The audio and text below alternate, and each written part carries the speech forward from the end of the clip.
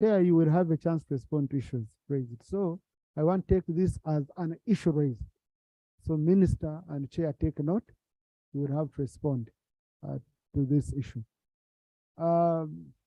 Usually the practice, colleagues, in such a matter, we first call on the colleague who brought, the honorable colleague, who brought the motion, who brought the petition. So is Honorable More Ondoro here? Okay, if she's not here, I'll have to open up this for debate. I usually call on the minister to first give a few highlights, but the report is in favor of the minister. So it will be more or less repeating what the report has said. Whatever the minister presented to the committee has been accepted and adopted. So in the interest of time, I don't need to disturb the minister. Maybe other issues which will come during the debate. So the question for debate will be whether the House should adopt the report of the Committee on Public Service and Local Government on the petition on salary enhancement discrepancies for nurses and interns. And the debate starts now. I'll start with Honorable Amos, Honorable Achon, workers, Honorable Yakatonda, Honorable Ndiomjenyiroran, and Doctor. Thank you. I'll pick more. Honorable Macho Satan, I will pick you. Thank you, the Right Honorable Speaker. I'll give 3 minutes. The Right Honorable Speaker, this report was a petition, which that means there was some other issues to be looked upon. And we thank the committee for having gone through this. Mr. Speaker, issues about salary enhancements and issues regarding wages, it cut across not only to nurses and other medical practitioners, it goes even beyond. I have come across many people who complain that even their name from the payroll got lost, has been deleted. And because of that, it's a struggle for them to go back to the payroll, which needed at least the public service to take an interest so that they can follow up all those, because those are Ugandans who are serving the nation. Mr. Speaker, there's this point that the committee decided to drop it. But in the table that the committee forwarded, that the adverts for Naguru and Moroto for the senior principal nursing officer and senior assistant nursing officer, that in the adverts, it was not indicated that degree is an added advantage for that job requirements. But still, even the committee went further by indicating for you to become a senior principal nursing officer or assistant nursing officer, you are supposed to have a degree, bachelor degree. And again, when you see in their recommendation, they said they were not satisfied to the presentations that came from the petitioners. Those who are petitioned this petition us. Therefore, they found it right not to continue. Mr. Speaker, there's a practice that always happens in very many government institutions. You find somebody either is working there with a low level of qualification, but the person is protected. When they bring out adverts, they don't indicate the right qualification so that the person who is having a low qualification can benefit out of that. And if people who are surrounded and they're near and they have noted, they bring a cry out of this. So I think the committee would have not dropped, because this was a cry. People cried that, you know, for you to become a senior principal nursing officer, you're supposed to have minimum degree level. Now, then you said we did not, in our adverts, we did not indicate that you should have it. Therefore, even though you have a diploma, you can go for it. This point, I don't agree with the committee. Next. I had picked you, colleagues. If you know I picked you and you know where to be seen, then yeah, if you're not interested. Thank you very much, Right Honorable Speakers. And I would like to thank the committee on the report. Honorable Speaker and honorable members, we are aware we are here because we are healthy. If you're not healthy, I don't think you wouldn't be here in this cool place. Right, Honorable Speaker, there's a lot of challenge in the medical department. Not only in medical, there are other institutions where there's a lot of challenges, even like security. But this right moment, I think is the right time for us to consider.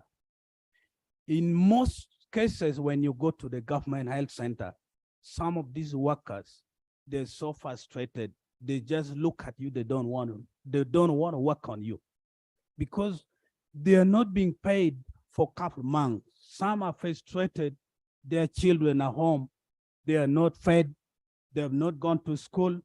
So this is one of the advice I would really urge our government to come up to make sure let our medical panel being really increase in their payment. 2 months ago, we heard the challenges in Lira medical department. We all aware there was a big strike in Lira, about 100 staff were on strike. They were not paid for 3 months. Not that this even come to schools. For example, I would put one of the security department called Folcom in Mukono. You find one person is paying 100,000 and the person is working the whole night. How would you expect such a person to take care of you as a big person? So I want to argue and I support this committee. Let us encourage and we share a hand to make sure the medication or the medical team are being supported. Thank you. Thank you, Honorable Jakatonda.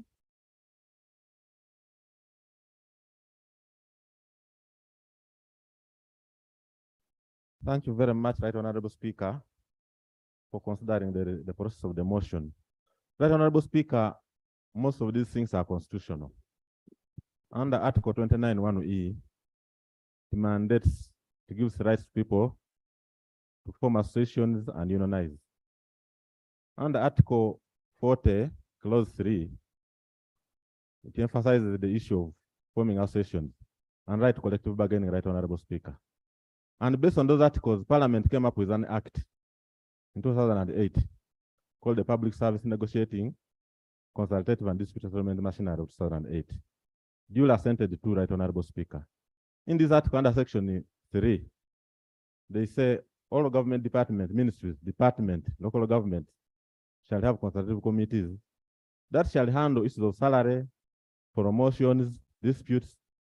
So, Right Honorable Speaker, the point I'm alluding to is that as government, as Parliament, we need to urge government to consider these available laws. When these available laws are actually put into action, Uganda is destined to have a very motivated workforce, and at the end of the day, we shall develop. Right Honorable Speaker, for example, recently His Excellency gave a directive that all the COVID-19 nurses, doctors, about 600 people who worked under COVID-19 be absolved. Right Honorable Speaker, up to date, these people are still languishing in poverty. We have not actually done this. And my prayer there for Right Honorable Speaker on this is that let's consider the action taken report by the responsible ministries, such that we know when are they really coming up with this and implementing this directive. So that at least when the pandemic comes tomorrow, people can be actually motivated to work, Right Honorable Speaker. So Right Honorable Speaker, that said, I think even the recommendation of the committee, let's actually, I beg to pray that they consider the action taken report so that we know the time frame when they will be implemented. I thank you, Right Honorable Speaker and honorable members.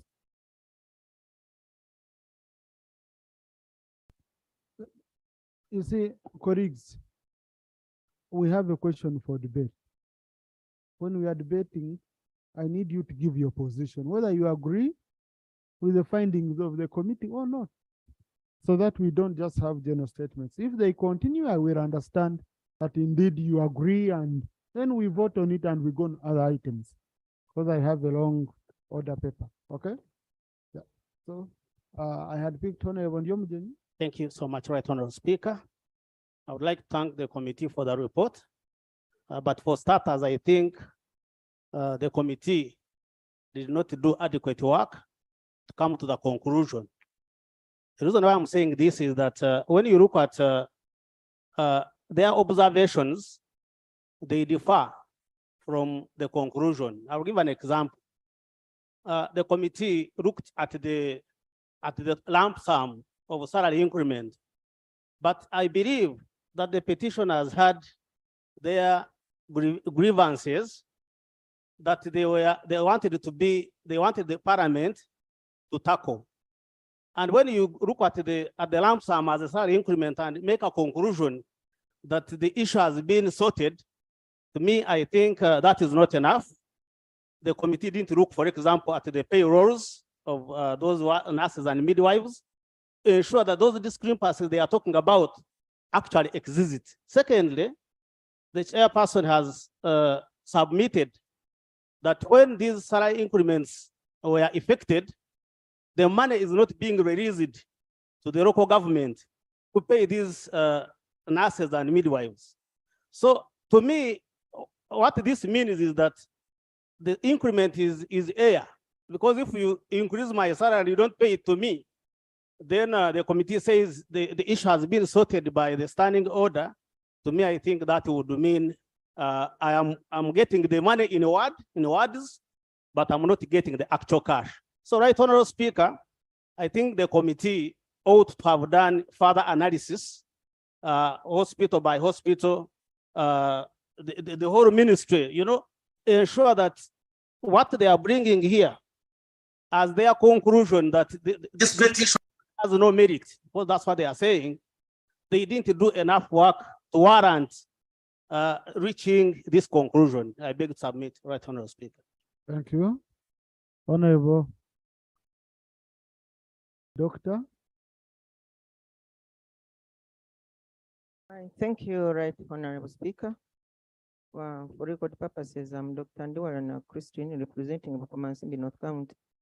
I would like to thank the Minister for the report he presented, but the report was The report was presented by the chairperson. by the chairperson rather, but according to the prayers, the report was indicating that the matters which were raised in the report were worked on by the government.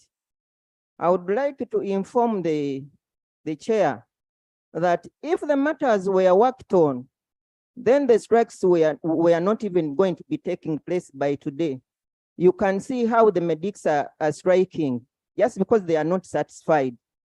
Secondly, concerning the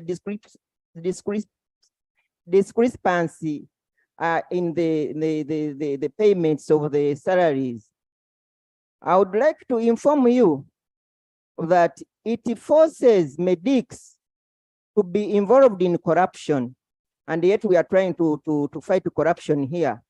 So I would like to ask the Minister of Health to think about the medics. They are working under terrible operation risks. As you can see, the infectious diseases, when we are going through COVID-19, Ebola, you find that we are losing very many lives for the medics. And we don't have any payments for the risks taken. So concerning that, I think we should raise the salaries. And before, people used to say that every fool can be a nurse.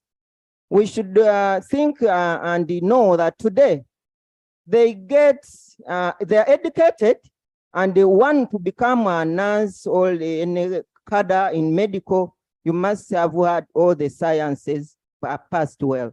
So I would like the nurses to be paid according to the way they are performing their duties, because they struggle a lot, and all other medical cadres. Thank you so much. Thank you, Honorable Macho. Susan Buvuma. Mr. Speaker, sir, I want to thank the chair and the committee for the good job done. Mr. Speaker, I see in the report of the chair or in the recommendation of the chair, there is a lack of political goodwill towards salary enhancement.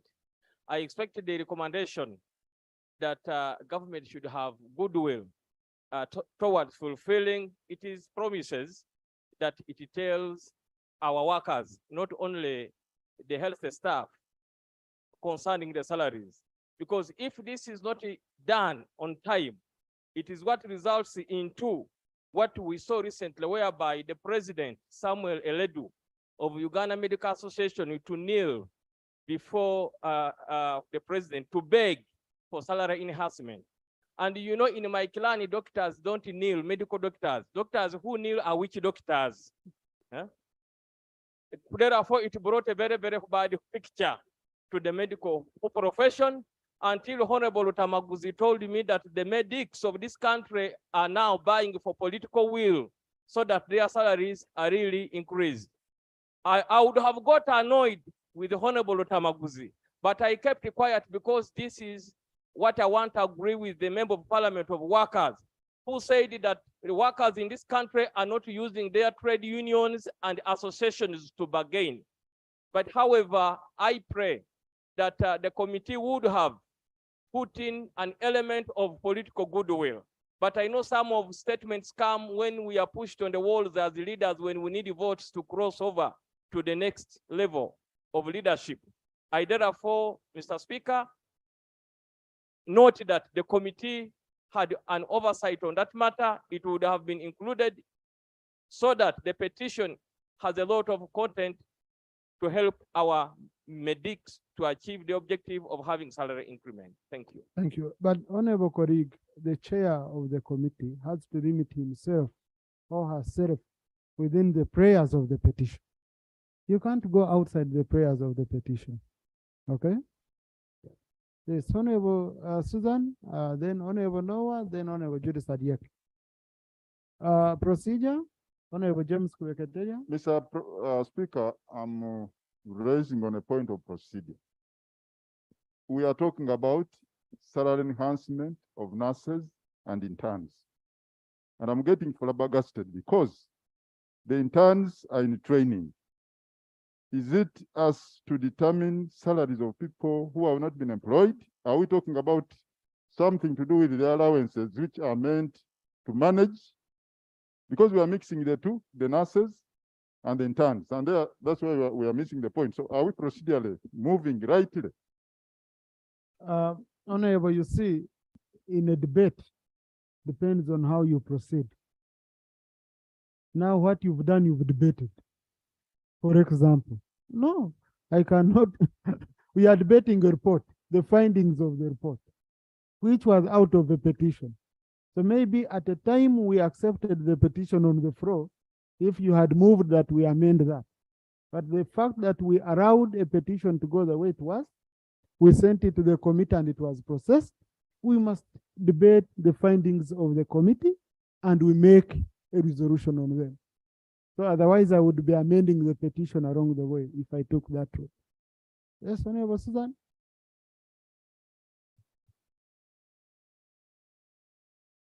Thank you very much, Right Honorable Speaker. Right Honorable Speaker, I want to appreciate the committee or the chairperson for the report, but also apart from salary increment to these nurses, I would also want the committee to also consider the general welfare of these nurses. Because for instance, in the islands where I represent as the Member of Parliament for Uvuma District, you find that there are a lot of challenges. These people face so many challenges. For example, they walk long distances, they are moving on water, and on top of that, they don't have good accommodation. They don't stay in Uvuma. And we find that their services they are delivering, they are not so good to our people, the citizens of Uvuma.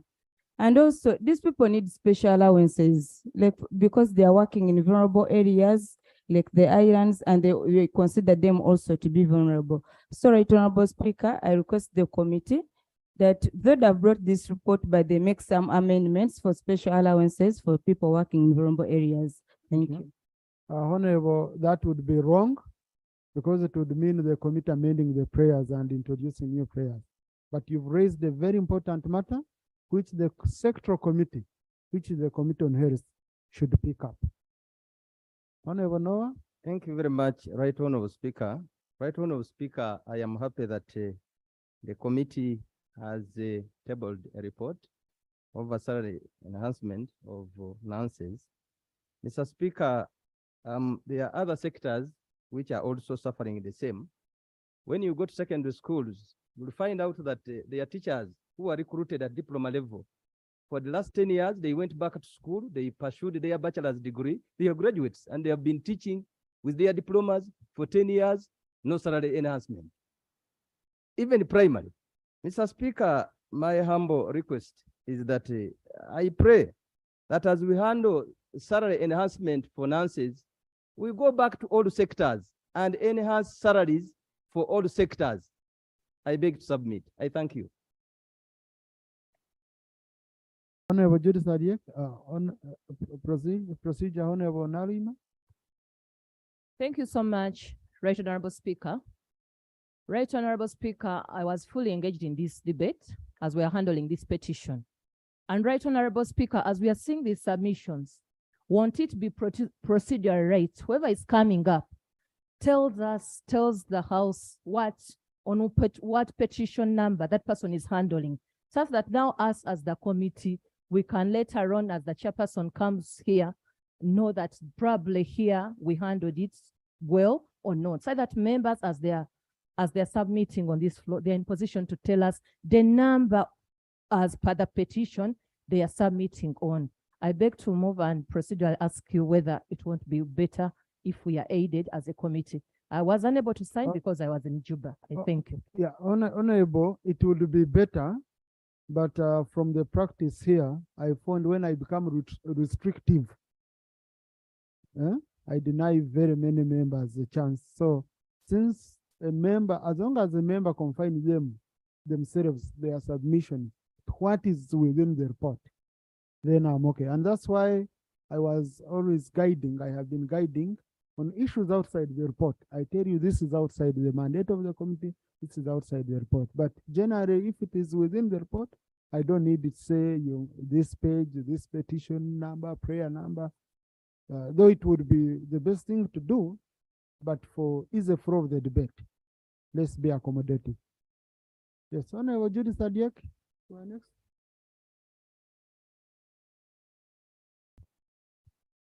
Thank you so much, Right Honorable Speaker. I want to thank the chair of the committee for bringing this report. Right Honorable Speaker, we are aware that there are discrepancies, not only between the nurses and interns, there are also others. Right Honorable, together with members of parliament present here, I worked in the medical sector before I came to parliament.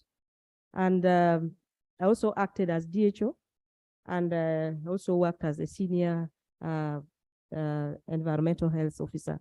Right Honorable, we have been observing these issues moving in and out, but they are bodies for medical workers. Right Honorable, we have allied health professionals. We have nurses and midwifery council. We also have dental and medical practitioners. These are bodies that all these workers belong to. Right Honorable, there's no uniformity in the way the salaries are enhanced across these bodies. Because when we talk about interns and we talk about nurses, it means we are leaving out other cadres.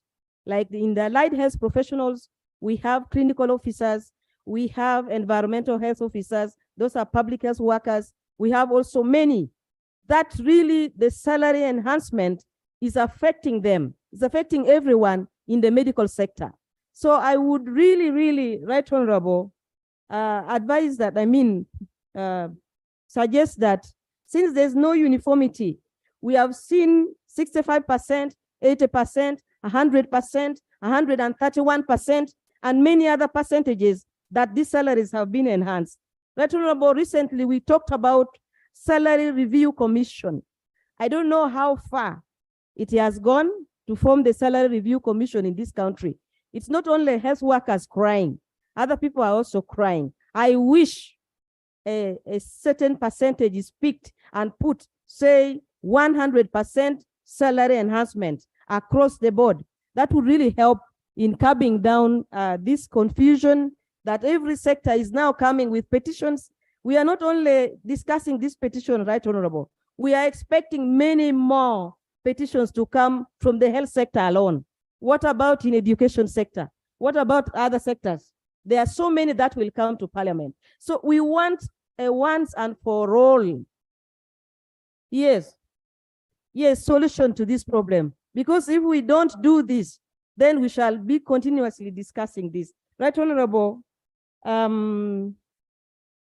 Yes, I think I already mentioned this. Thank you, bodies. Honorable. I And- can see you're starting now to repeat yourself. No, there are people who really came to me in Kuala. Honorable Babiku.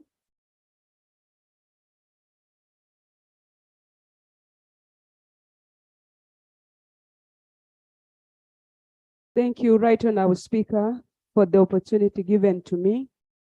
Right Honorable Speaker, I have one observation on recurrence of strikes in this country. I strongly believe strikes are as a result of unattended grievances. And each time strikes happen, my government comes to take actions. And to me, this is giving a bad reputation to my government. I am proposing that my government, which is our government, should be proactive, because these strikes have got negative impacts on our people. Some people lose lives and their health deteriorate as a result of these strikes. Secondly, Right Honorable Speaker and colleagues, I know it's a right issue to be paid well, but I also know there are different factors that motivate a person to concentrate. My proposal is, let us do analysis and give a very good environment for our people to operate. But beyond that, we need to also analyze the correlation of increment in salaries and performances that we receive. Right Honorable Speaker and colleagues, the situation, for example, at health center 2s are wanting. Have ever visited my health center 2s? You go at midday, you don't find people serving the patients. You go to health center 3s, the attendance is poor. That's why we have high referral cases to our district referral medical units. Therefore, Right Honorable Speaker, as we support these people who are helping us, they should also offer the services that we need. And I agree with Honorable Judith that every profession matters. If we concentrate only on the health workers, what about the teachers who taught the health workers? What about the engineers? Can we come out as government to streamline and we encourage people to perform based on their skills and experiences? Thank you so much, Right Honorable Speaker and Honorable colleagues. Taringaya. Thank you, Right Honorable Speaker. I want to agree with my colleagues and really stress that the issue of salary enhancement should not be left to different chairpersons of committees to come and present on behalf of their committees. Rather, we should go for the salary enhancement across the board, because indeed, I'm also on the way. Right Honorable Speaker, I've already been preparing a motion. And since our brother here, the Minister for Local Government, is here, there are LOC 1s who are receiving 10,000, LOC 2s, 20,000, LOC 3s, LOC 5s. All these, they need their emoluments looked into. So, Right Honorable Speaker, I think it is time the Salary Review and Enhancement Committee to be empowered to work across the board, so that all the workers of government are duly considered. I beg to move. Chair, then Ariko. And then, Thank you, Right Honorable Speaker. Babusa and And I want Okengo. to thank the committee and also colleagues who have given very rich suggestions already. just adding on what my colleagues have already raised, as we move, I think I would urge the committee, the chair and the team, as we move towards looking at the salary enhancements, I think it will be good for us to understand the parameters that we'll be using. Looking at this report from the committee, number 5, if you look at the qualifications, for example, if we are relying on qualifications, how comes we have a huge disparity? I want to pick on, for example, the qualification for commissioner nursing.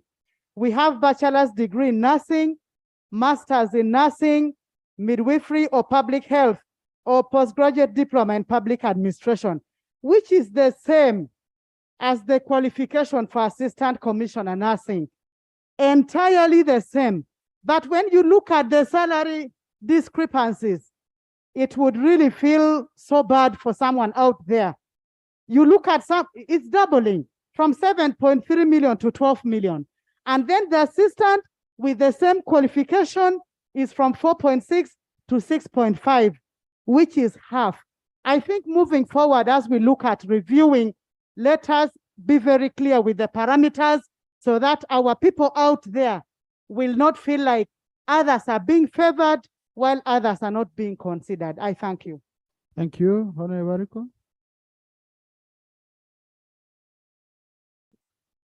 I thank you, Mr. Speaker, sir. I would like to thank the chair and the committee for the report. Mr. Speaker, I know that you've been guiding the House. Focus our debate on the prayers that are enshrined in the petition.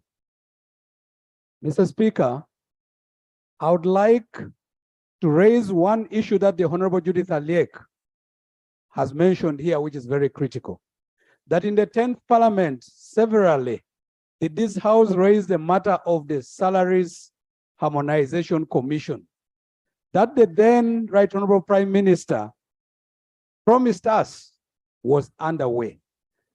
Mr. Speaker, the petition by medical interns as well as the nursing officers, just a tip of the iceberg. There is a fundamental problem in the entire salary structure of the country. Mr. Speaker, you will find that within the medical fraternity, you will have people that are classified as nurses and doctors earning a significantly different part of the salary. Recently, we also had people that are medical professionals, like those working in the blood transfusion services, like those working under entomology, and others coming in and saying that whereas they had been given higher salaries for one financial year, with effect from July this year, their salaries were reduced. So we would like to see that we take into the matter of having salaries in the country reviewed in their entirety so that we can address these discrepancies. Mr. Speaker, the fundamental issue will be addressed once we have harmonized salaries for all professionals in the country. I thank you. Thank you. Honorable Gafabusa. Thank you, Right Honorable Speaker. I also want to thank the committee for the report. However, Mr. Speaker, I find the report inadequate in addressing the key issue in the petition. Mr. Speaker, the petitioners are aggrieved by the continued non-implementation of the terms and conditions in the 2018 collective bargaining agreement with government. When the committee says the issue of salary discrepancy is addressed by the circular from the Ministry of Public Service and the budget for this financial year, I wonder whether the committee looked at those terms and conditions in the collective bargaining agreement of 2018. Does this budget that is they are referring to address the salary discrepancies address those concerns of the medical workers in that agreement of 2018. That is number one. I am happy the committee also in their conclusion indicate that even when some of this money is budgeted for, it is not released by Ministry of Finance. So we have a wage bill in the budget completely different from what is being released to the MDAs.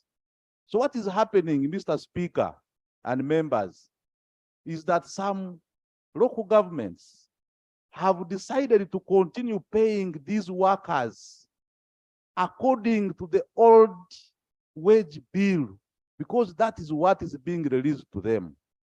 Then others who are paying the new salary scales are being affected, because when they receive the release for a quarter, all the money is spent in the first month of the quarter, and the next 2 months they have nothing to pay the workers. So that means there is still a problem. So I find the committee probably only listened to the submission of the ministry, but did not go into details of what is included in the collective bargaining agreement of 2018 that the petitioners are referring to. So, Mr. Speaker and colleagues, I think there is still much more that the committee need to dig and find out if all these issues are resolved. I thank you. Honorable Sarah Pendi. Thank you very much. Colleagues, we are debating, okay? So when we are debating issues of procedure and all that. Thank you very much, Right Honorable Speaker. Right Honorable Speaker, I thank the committee for its presenting its report despite some gaps in the report. And Right Honorable Speaker, what I want to inform this House is that when I was in the health sector,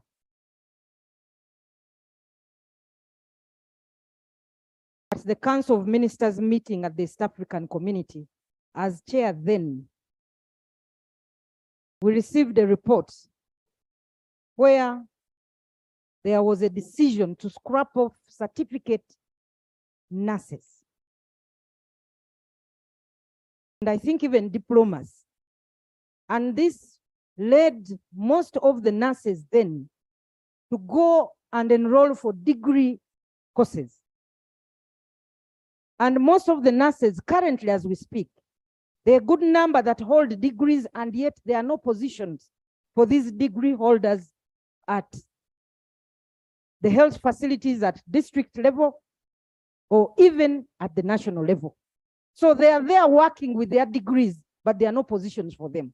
So this calls for definitely disgruntlement.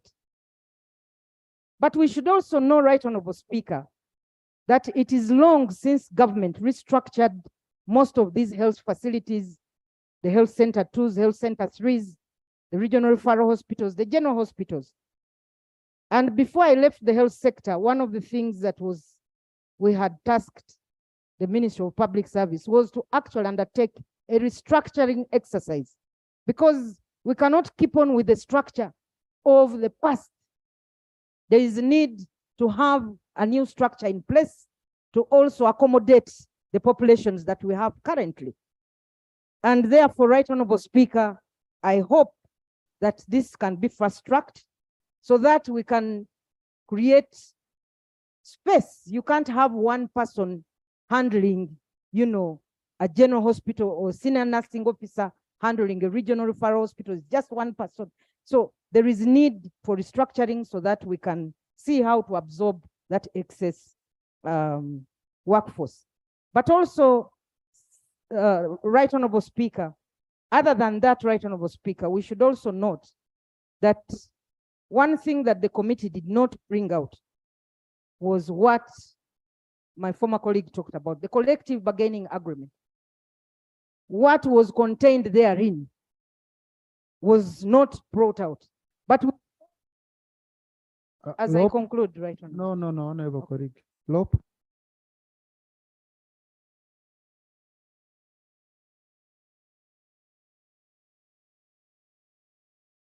Thank you, Right Honorable Speaker. The obtaining debate actually, in a way, impeached my intended submission, and I dropped it, and I decided to submit generally. The Honorable Gaffa Sir Richard, in part, represented my disappointment. Government last restructured public service at the consideration of a series of retrenchments, I think probably 20 plus years ago. And since then, you can best describe public service and its attendant matters as organized chaos. And I do not fathom and admire my honorable sister, the Prime Minister, how she presided over organized chaos. Take an example. The government issued a decree to the effect that all primary teachers must be degree holders. But those who entered as grade 3 more than 10 years ago are still being paid as grade 3. So who originates those pronouncements that are not considered properly? Oh, I know the Honorable Chelo consider this as organized chaos. I agree, and that's why I'm submitting. So, that Honorable Speaker, probably this petition is an invitation to government. And I would like to invite the chairperson, with due respect, to probably reconsider when you meet the ministers, considering policy documents, whether they are actually aware of how chaotic the entire public service is structured currently. So you have medical workers' pay enhanced. And like the Honorable Gaffa submitted, on paper, in the local governments, they had an enhancement. The release to the local governments is actually the old release. Is there another definition of organized chaos than that? Yeah, even if it is finance, finance is part of the system. The system must speak, must communicate top, bottom, bottom up. Honorable Prime Minister, in my government, as the Prime Minister, that can't happen.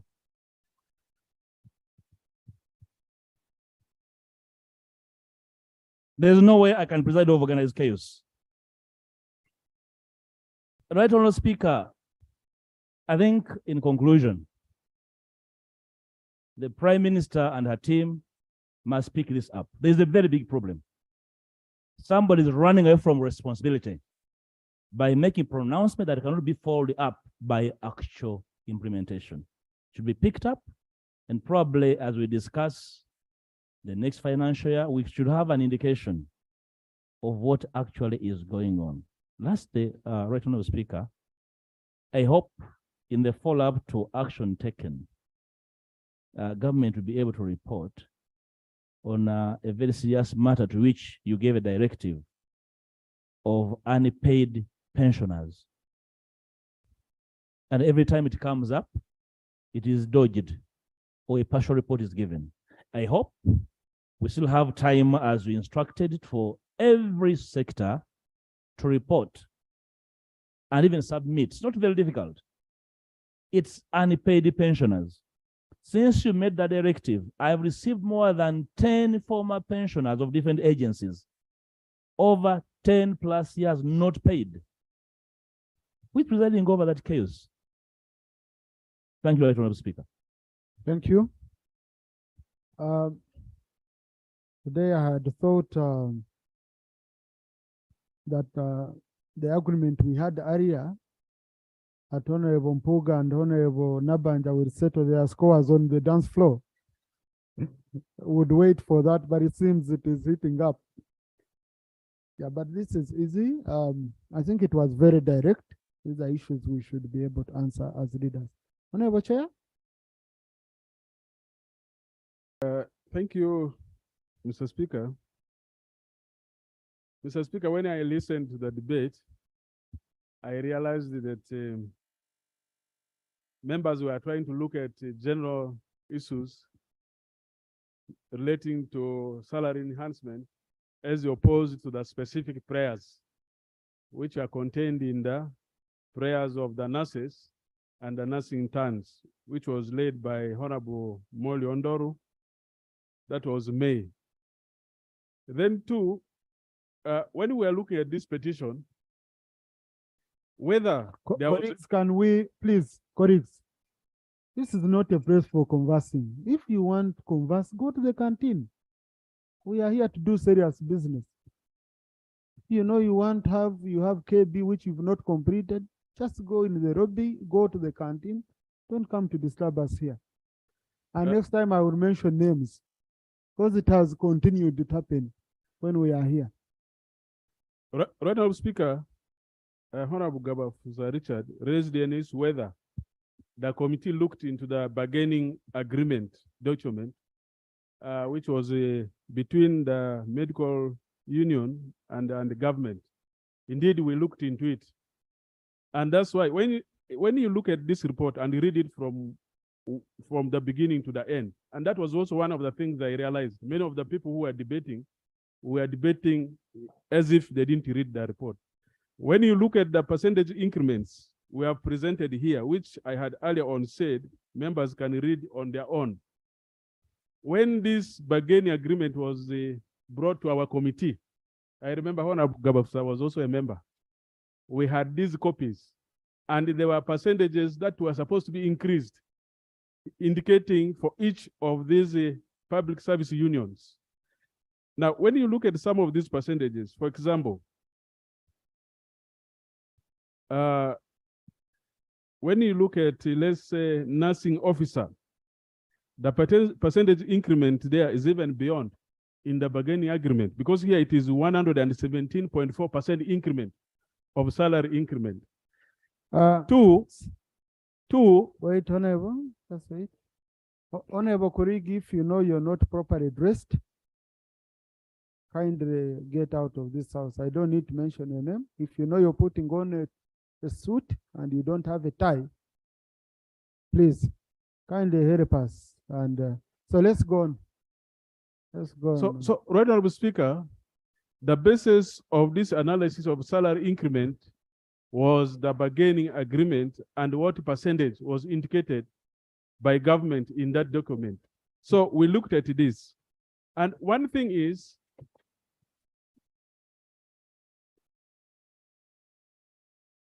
the chief whip usually has spare ties, so you can borrow one. And even Honorable Pendi, we are still having the GBV campaign. So you can restore Honorable. so Honorable Speaker, I was saying that our argument here was based on the salary enhancement bargaining agreement. And that's where we obtained this. And when we interfaced with the ministry, they also presented this document in line with that. That's one. Then two, when we looked at the salary increment, there are two issues.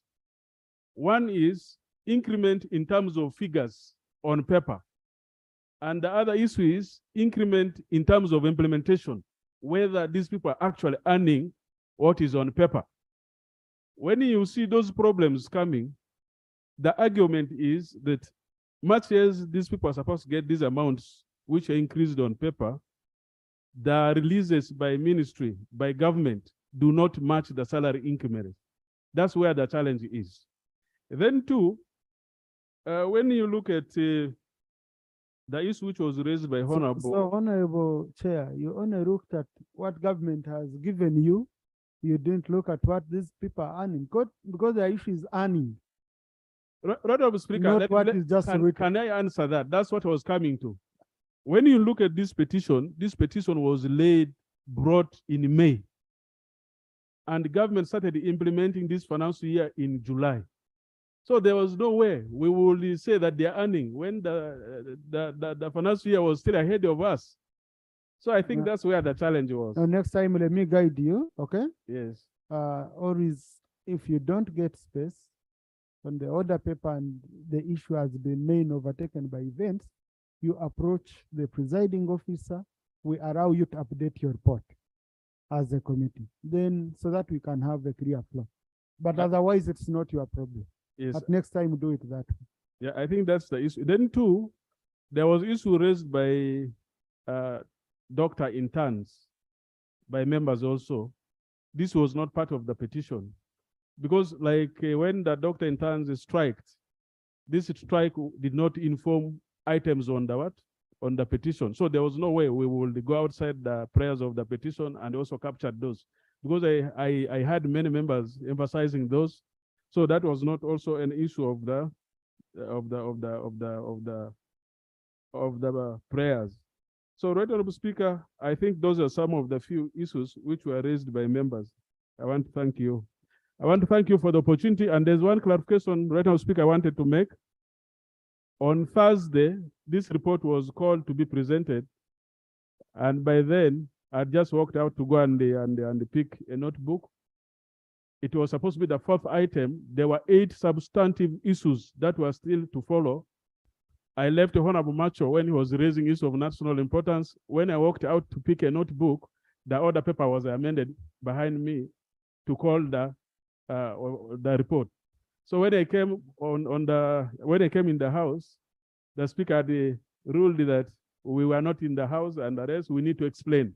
But that day I was in the house. I only walked out to go and pick a notebook. But by the time I came back, it was recalled when they had made amendments. So she demanded that we should explain ourselves. That time I tried to seek opportunity. You will explain on Tuesday. Okay, fine. Thank you. Time to explain on Tuesday. Now, so Honorable Minister, the question is, however much the committee is in agreement with what you submitted at that time, you have not implemented what you told the committee you were going to do. It's on paper, but it's not being felt in the pocket. And the people count what is on the account, not what is just on paper as a promise. Number 2, Honorable Minister, I had raised to you an issue which I expect you also to touch, the issue of police officers. And this brings me to how government works. You know, it's really disappointing sometimes. You have been paying Rigo police officers from 2010, the same equivalent salary to that of DPP officers from 2010.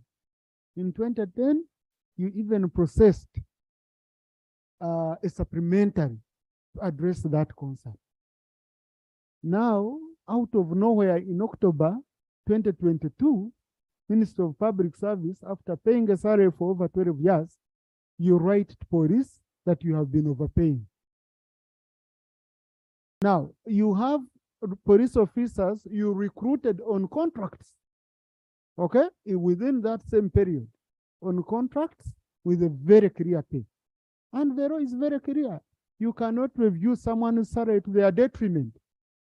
You can only increase, you cannot go down.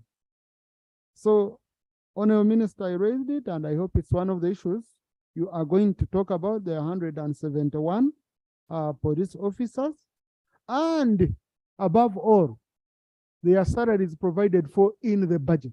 We budgeted for it. So this is the budget neutral item. It's not an item where you say we are going to look for supplementary or what.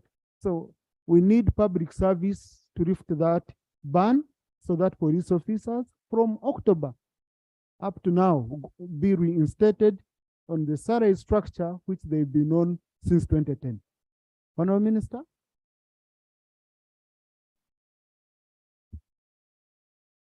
Thank you very much, Right Honorable Speaker. First of all, I also want to thank the committee for their submissions and the honorable members for the additional information that you have given to us. Honorable Speaker, I have noted with concern the issue you have raised about the salaries of our police officers, and they have also tabled their petition and appeal to Minister of Public Service I want to promise that we are going to give a clear report next week if Parliament is still in session. Honorable Minister, this is not a matter where we need a report. Okay? We need a The- report. Listen to me, Honorable Minister, please. The permanent, kindly take your seat.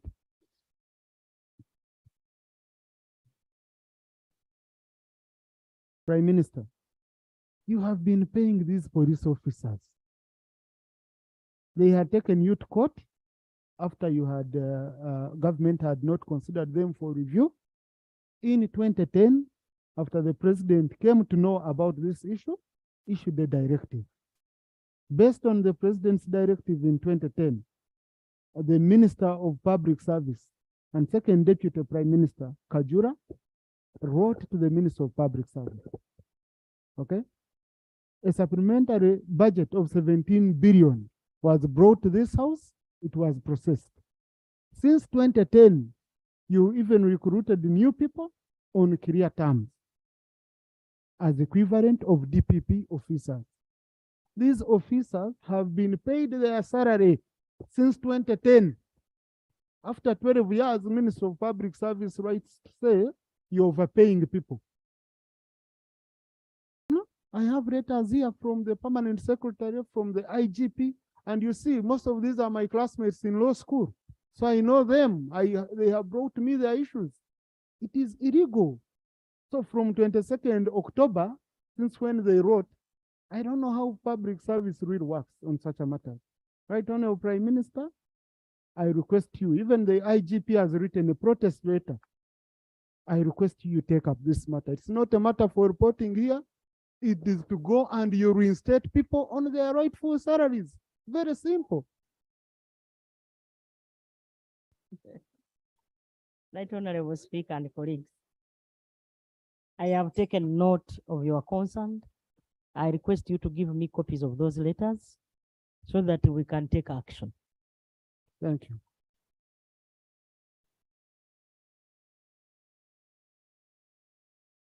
I will follow up with you, right, Honorable Prime Minister. No, there is Prime Minister's time, please. There is Prime Minister's time. Clarification comes when a member is still on the floor. When a member is off floor, rules don't allow clarification. Honorable Minister, please continue with the one of nurses. And in turn, continue with the one of nurses.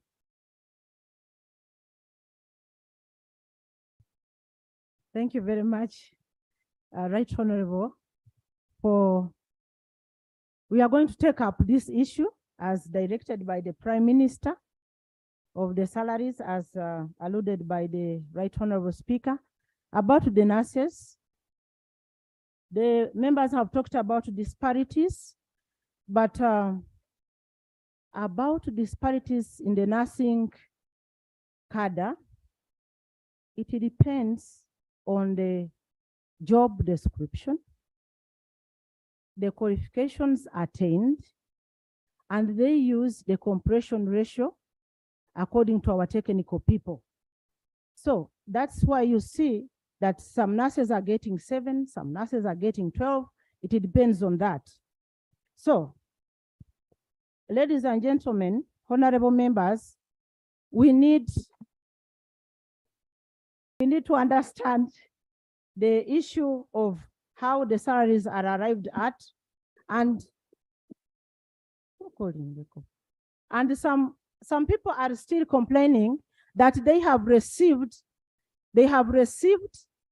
on paper the salary enhancement, but they have not received it in the pocket. I think this answer should be answered. It should be given by Ministry of Finance, because Ministry of Public Service does the structures, and we also make submissions on who is supposed to be paid and how much according to the directives. But then if we don't get remittances from Ministry of Finance, we really cannot implement. So, Right Honorable Speaker, I beg for your indulgence that probably the Ministry of Finance gives us an update on that as well. Honorable Minister of Finance, you can sort that quickly. Where is the money for, huh? Huh? For the nurses and interns? Thank you, Right Honorable Speaker. Right Honorable Speaker, in financial year 2022-2023, which opened on 1st of July, we enhanced all salaries for scientists across board, including the nurses. They are also in that category. Right Honorable Speaker, it is good the chair has pointed out that this investigation was done in May. In May, we had not increased the salary for scientists. But I wish to inform this House that our current record shows that in all areas where we enhanced, these people have received their changed salary. I beg to submit. Minister Forest, you can confirm for us that your nurses received their money? Because the minister responsible for the sector is here.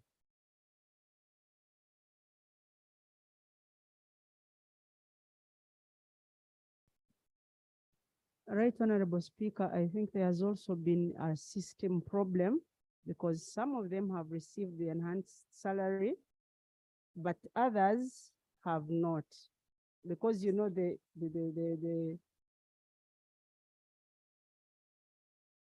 others were not captured by the Ministry of Finance, but they have also been updated now, and everybody will get their salary enhanced. Thank you. Now, colleagues, you see, when I open up this issue now, all we shall do is to blame. We blame this one, we blame this one, we blame. So, Right Honorable Prime Minister, kind of take up this matter, because you can see whenever you're on this floor and you see one minister inviting the other, you know there is a problem somewhere. And now it goes back to you. I would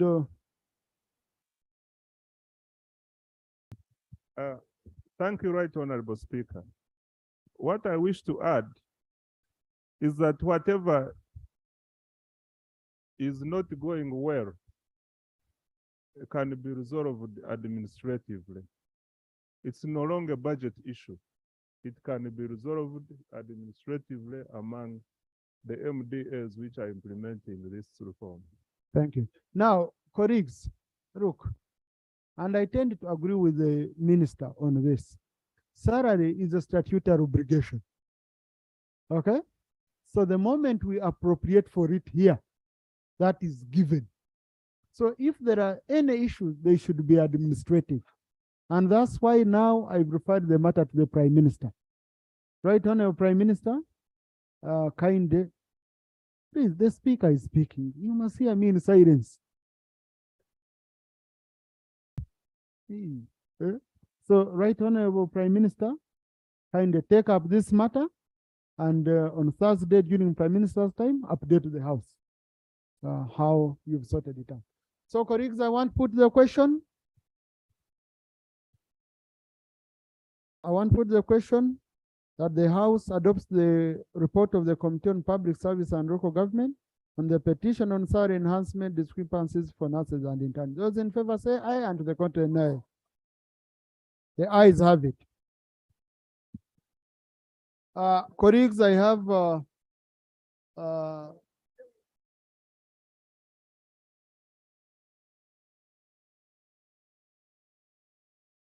yes, I have a lot of matters of national importance. You know, today I said I want to sort your issues, then I go to the next items. So I'll do quickly, we fall into Prime Minister's time, and then we see how to move forward. I'll start with Honorable Kwizera Wagahungu. Right, Honorable Speaker, thank you very much.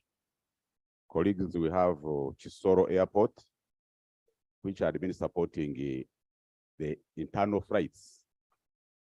It is of 3,000 meters, but tarmac is 1.2 miles. Right, Honorable Speaker, the airfield is in a solid state. now it is a danger to our airport because the flights cannot go in and out because the tarmac on the runway is now worn out and there are more flying stones and potholes on that airfield. My prayers are that government should urgently take up the matter to rehabilitate that airport, Kisoro Airport, promote internal tourism and regional integration. And secondly, they should expand it to 3,000 meters. I thank you. Honorable Minister for Works. Honorable Chweru was here. Right, Honorable Prime Minister.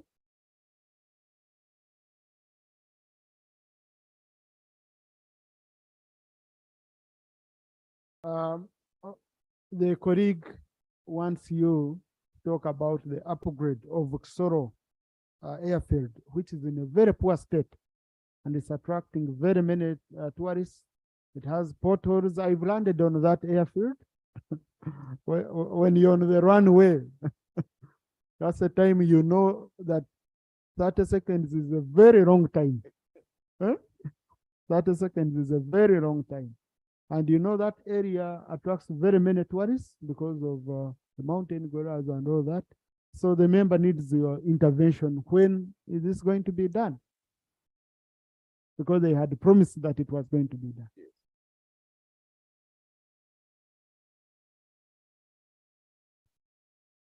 Thank you so much, Right Honorable Speaker. During the time when we went to Kisoro to campaign for the same member of parliament, I landed, yes, on the same airport. And I saw the state in which it is. I also know the state in which it is. Today, the Ministry of Works is doing a review, and I saw Kisoro Airport and these other airports, Kasese and the Lake, on the program. And I think it's work in progress. So for the record, airfields. Airfields, okay. Wow. This is the matter we should follow up. Honorable member, I encourage you to keep following up on this matter. We shall always give you space in case you're not satisfied. Honorable Abed Bwanika, Doctor.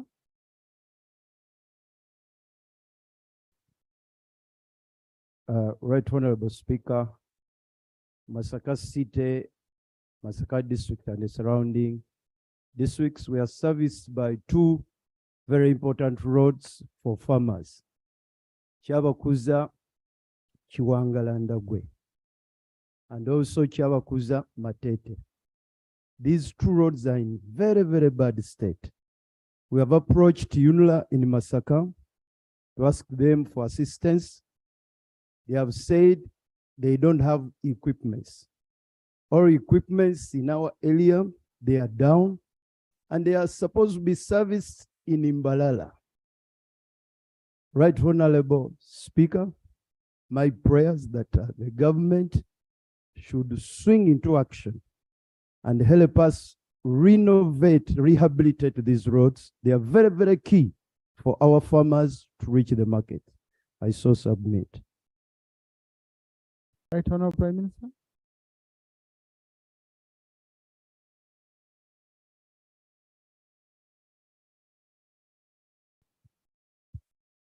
Right Honorable Speaker and colleagues, I have taken note of the members concerned. We had a meeting with UNRA and the Minister of Works and Finance when the engineer in charge of maintenance of this equipment was complaining of lack of money. And this financial year, money has been given to the Works Department in charge of maintaining our equipment. And I believe all the equipments will be maintained across the country, including those of Masaka. And therefore, I believe, and we have given them money to maintain roads. That money was put in the newspapers of 17th of October. I request members to also help us monitor across board so that this money is put to good use, including districts. All districts across the country have been paid and given money worth 50% of the annual budget. And we are also going to give them more money up to Front Road, more money in January. And I believe this will help us to have better roads next financial year. Thank you.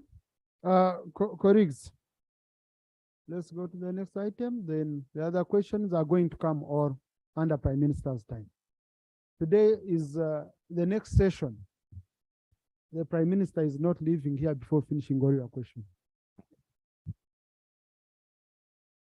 We are about going to recess. We need to go with answers. We are lucky we have her here. So I ask the Chief Whip to call ministers to be here because I want today to handle members' issues. Okay? Next item. Item 5, statement on government business for the succeeding week 13th to 15th December 2022. Procedure first. Mr. Speaker, sir, we have two sides in the August houses according to the Commonwealth system.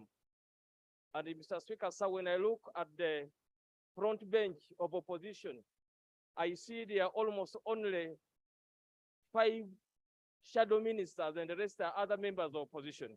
I don't know whether we are proceeding well, Mr. Speaker, to have such a small number of shadow ministers in the August house.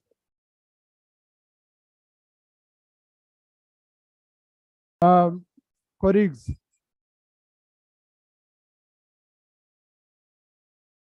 Yes, colleagues, if you know that you're a shadow minister and you're seated behind, please find space in front. You know, I raised that issue much earlier on. I said shadow ministers, and if you know you're not a shadow minister, please leave the front bench.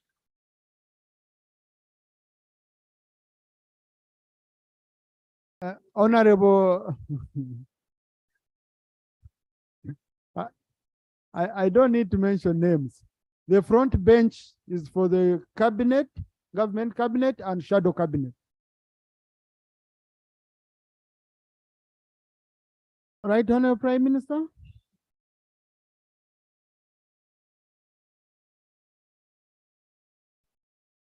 Right, Honorable Speaker and colleagues.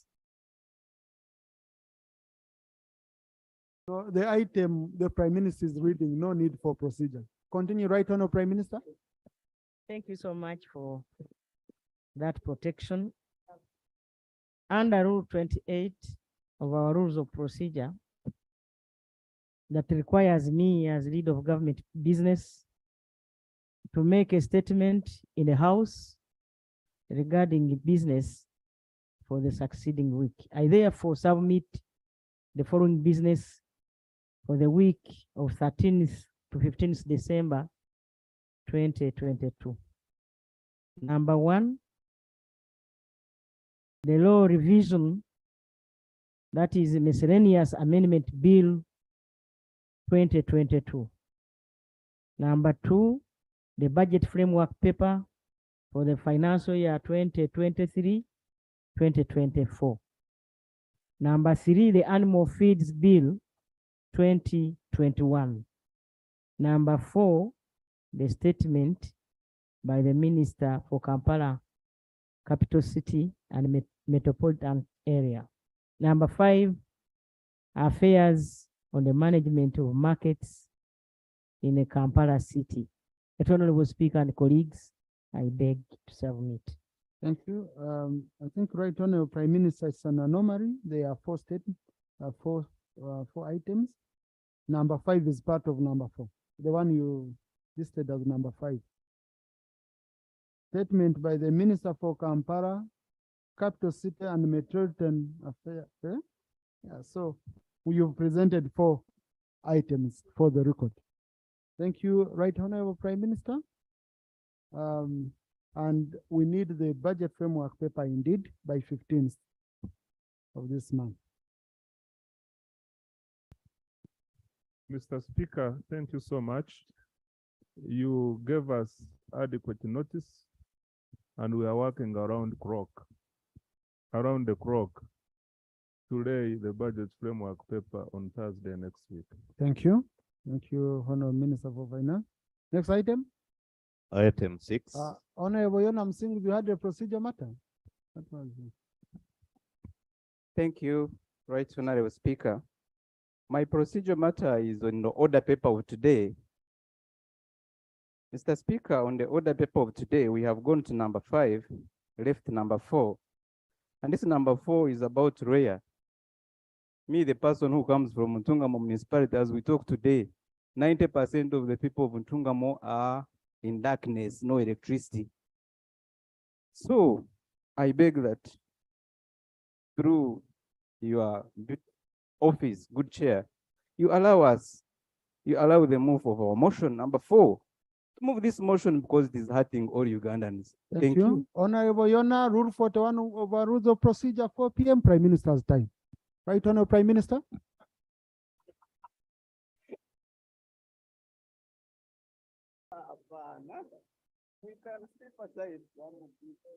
Right Honorable Speaker and colleagues,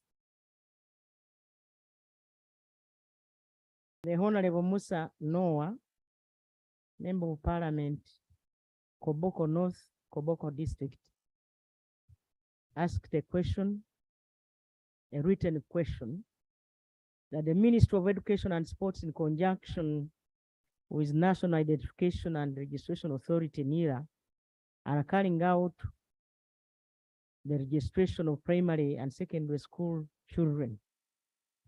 This registration is taking place countrywide. However, when he goes to his district, the parents are supposed to transport their children to NIRA offices at the district headquarters.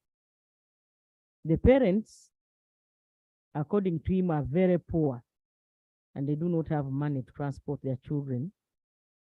However, in other districts, the children are registered at school. His prayer is that whether this is the proper procedure, that the people are following to register the children in Koboko. My response is that the purpose of this exercise is to ensure that all learners have the national identification number. Efforts have been made to enable learners register while at school. In the case of learners that have not been registered, parents have been advised to approach the nearest NIRA office and have them registered. The NIRA offices are usually at the district. Number 2, the Honorable Achayo Julie, Member of Parliament, Ngora constituency. That the government emphasizes the provision of vocational skills to the youth as a means of fighting unemployment. To that effect, it has a policy of establishing a technical school in each constituency. Ngora constituency and indeed Ngora district has no government technical school, being an area which suffered years of insurgency.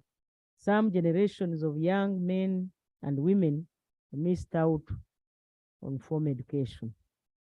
And this makes the need for a technical school in Ngora even greater. The prayer from the member is, what plan does government have for a technical school in Ngora constituency, Ngora district? My response, Right Honorable Speaker and colleagues, we have Right Honorable Speaker, we share the concern raised by the Honorable Member for Ngora constituency on the need for a technical institute in Ngora. However, among the challenges we have with many of our existing government technical institutes is lack of adequate equipment and staff.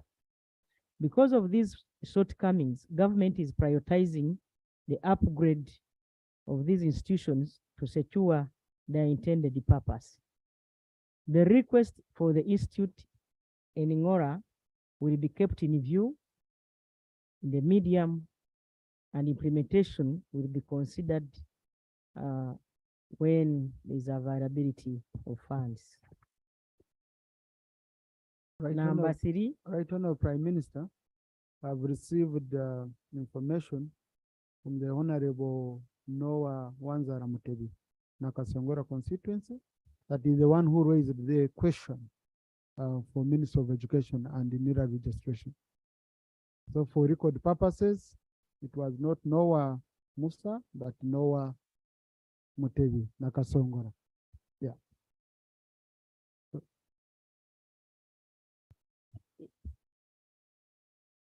I think now I will repeat the same answer. I'll give the same, I will give No, another just answer. for the record. No, For the record. the answer for Nakasongora may be different. And therefore, I take responsibility that I will come next week and deliver, because these are two districts with different geographical issues.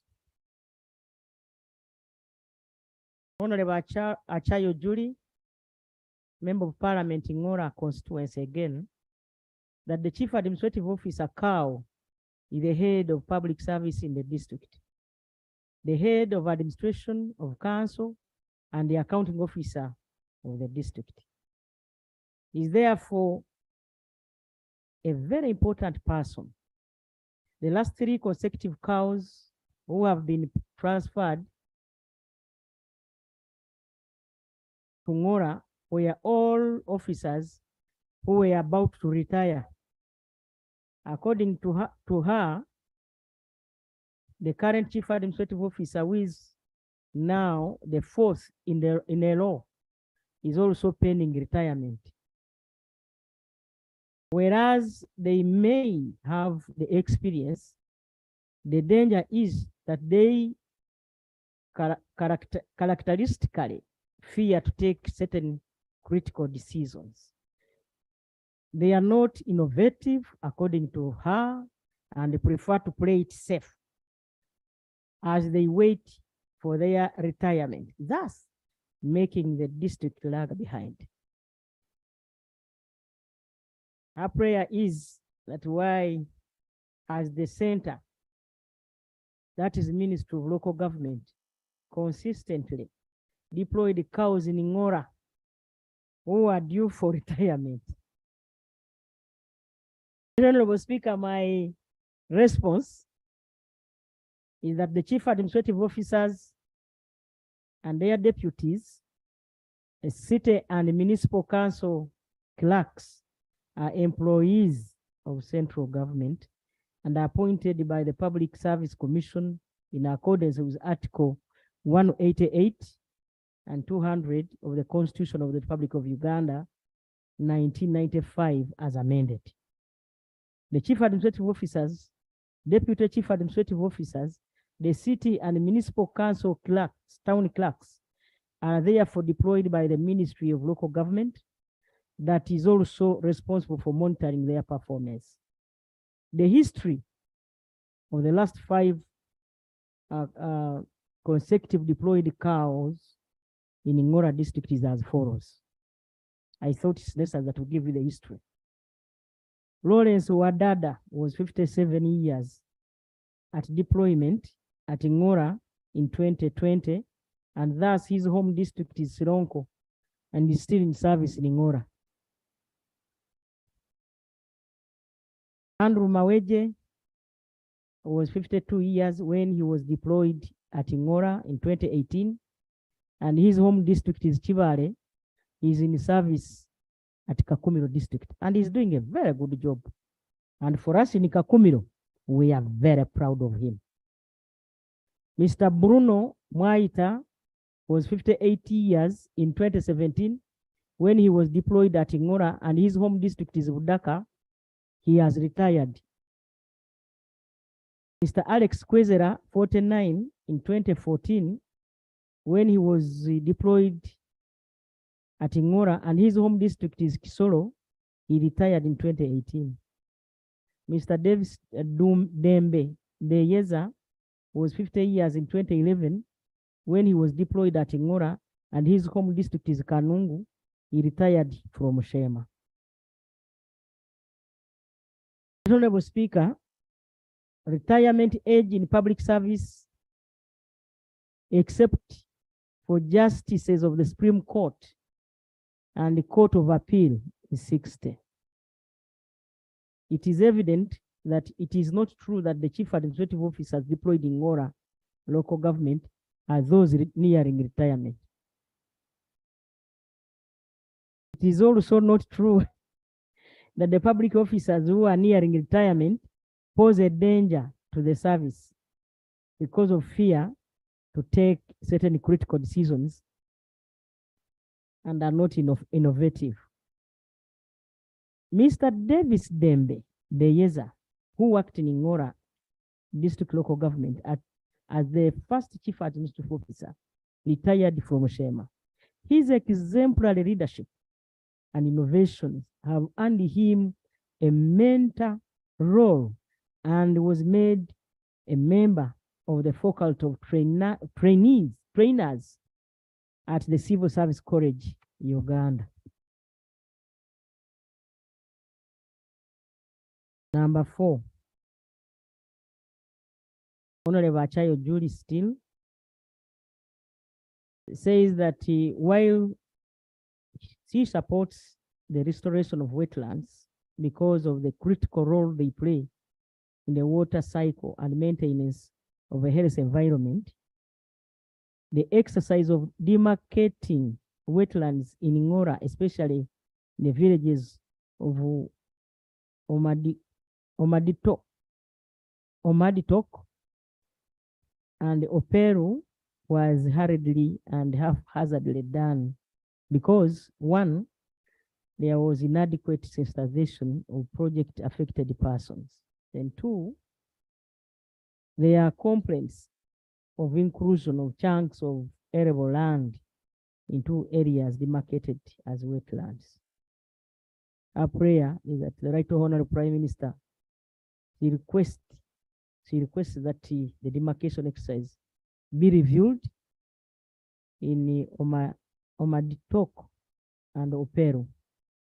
Right Honorable Speaker, my response is that one of the key results areas for the wetland management department under the Ministry of Water and Environment is restoration of fragile ecosystems and demarcation of wetland boundaries as a way of protecting their hydrology so that they continue providing ecosystem services. The Agu wetland system is located in the 4 parishes of Agu, Kopege, Odwarat, and Ongodi, and the 9 villages of Agu, Operu, Orit, Omaditok, Okoboy, Galilaya, Angodi, Odwarat, and Ogirigiro. Right Honorable Speaker and colleagues, Agu wetlands system is among the priority wetland system in the country because of its importance as a catchment for the Nile Basin and water source for both domestic and production purposes. These services deem it necessary for demarcation and other wetland management interventions to be taken. Honorable Speaker, the demarcation line was informed by the 1994 wetland data and the pillars were planted. The exercise was proceeded by consultations and sensitization of stakeholders at the district, sub-county, and community levels. During the first phase, some of the wetland-dependent communities received alternative livelihoods, including goats, pigs, chicken, and beehives as a way of providing alternatives to the activities foregone in the wetlands. The next phase will include distribution of additional livelihood and further sensitization on the various interventions, and will address any grievances arising out of the exercise. Honorable Speaker, the Honorable Katusabe Atkins, Member of Parliament Bukonzo West, says that there is a rising concern on the mounting roadblocks in the Rwenzori region contrary to the presidential directive, waiving all roadblocks in the country. His prayer is that can he be informed as to why the presidential directive has not been implemented? My response, Right Honorable Speaker, and all of you colleagues, that the Directorate of Traffic and Road Safety has indicated that there is no police roadblocks in the Rwenzori area. However, there is a roadblock set up by the Fisheries Department at Chikorongo, manned by the Fisheries Protection Unit personnel, that is PPU. Number 6, the Honorable Isabelle Idi, Member of Parliament, Bunya South.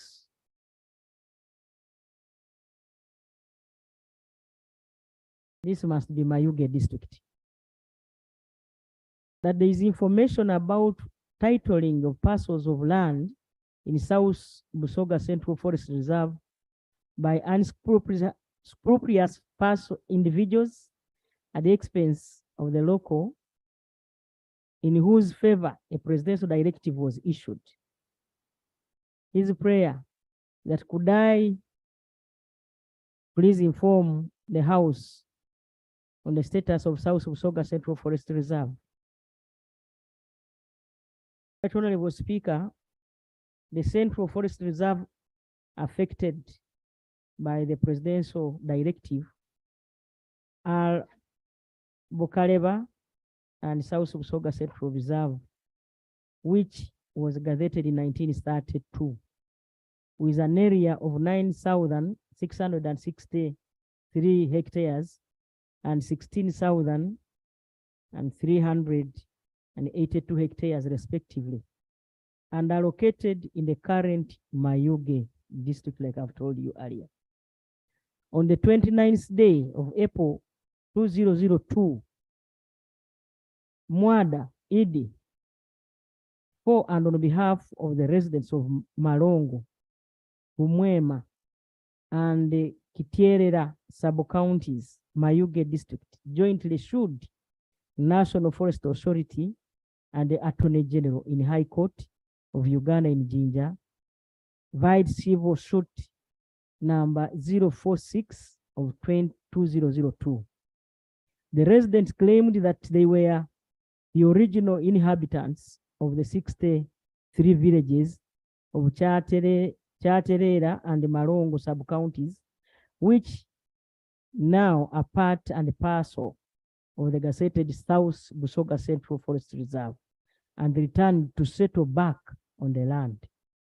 Honorable Speaker, following the claimants' entry into the forest reserve and heavily cultivating the forest, National Forest Authority embarked on massive sensitization and evicting them from the reserve to bring it under planned management and protection. Honorable Speaker and colleagues, His Excellency the President of the Republic of Uganda, Yoweri Kaguta Museveni, General, directed and guided as follows.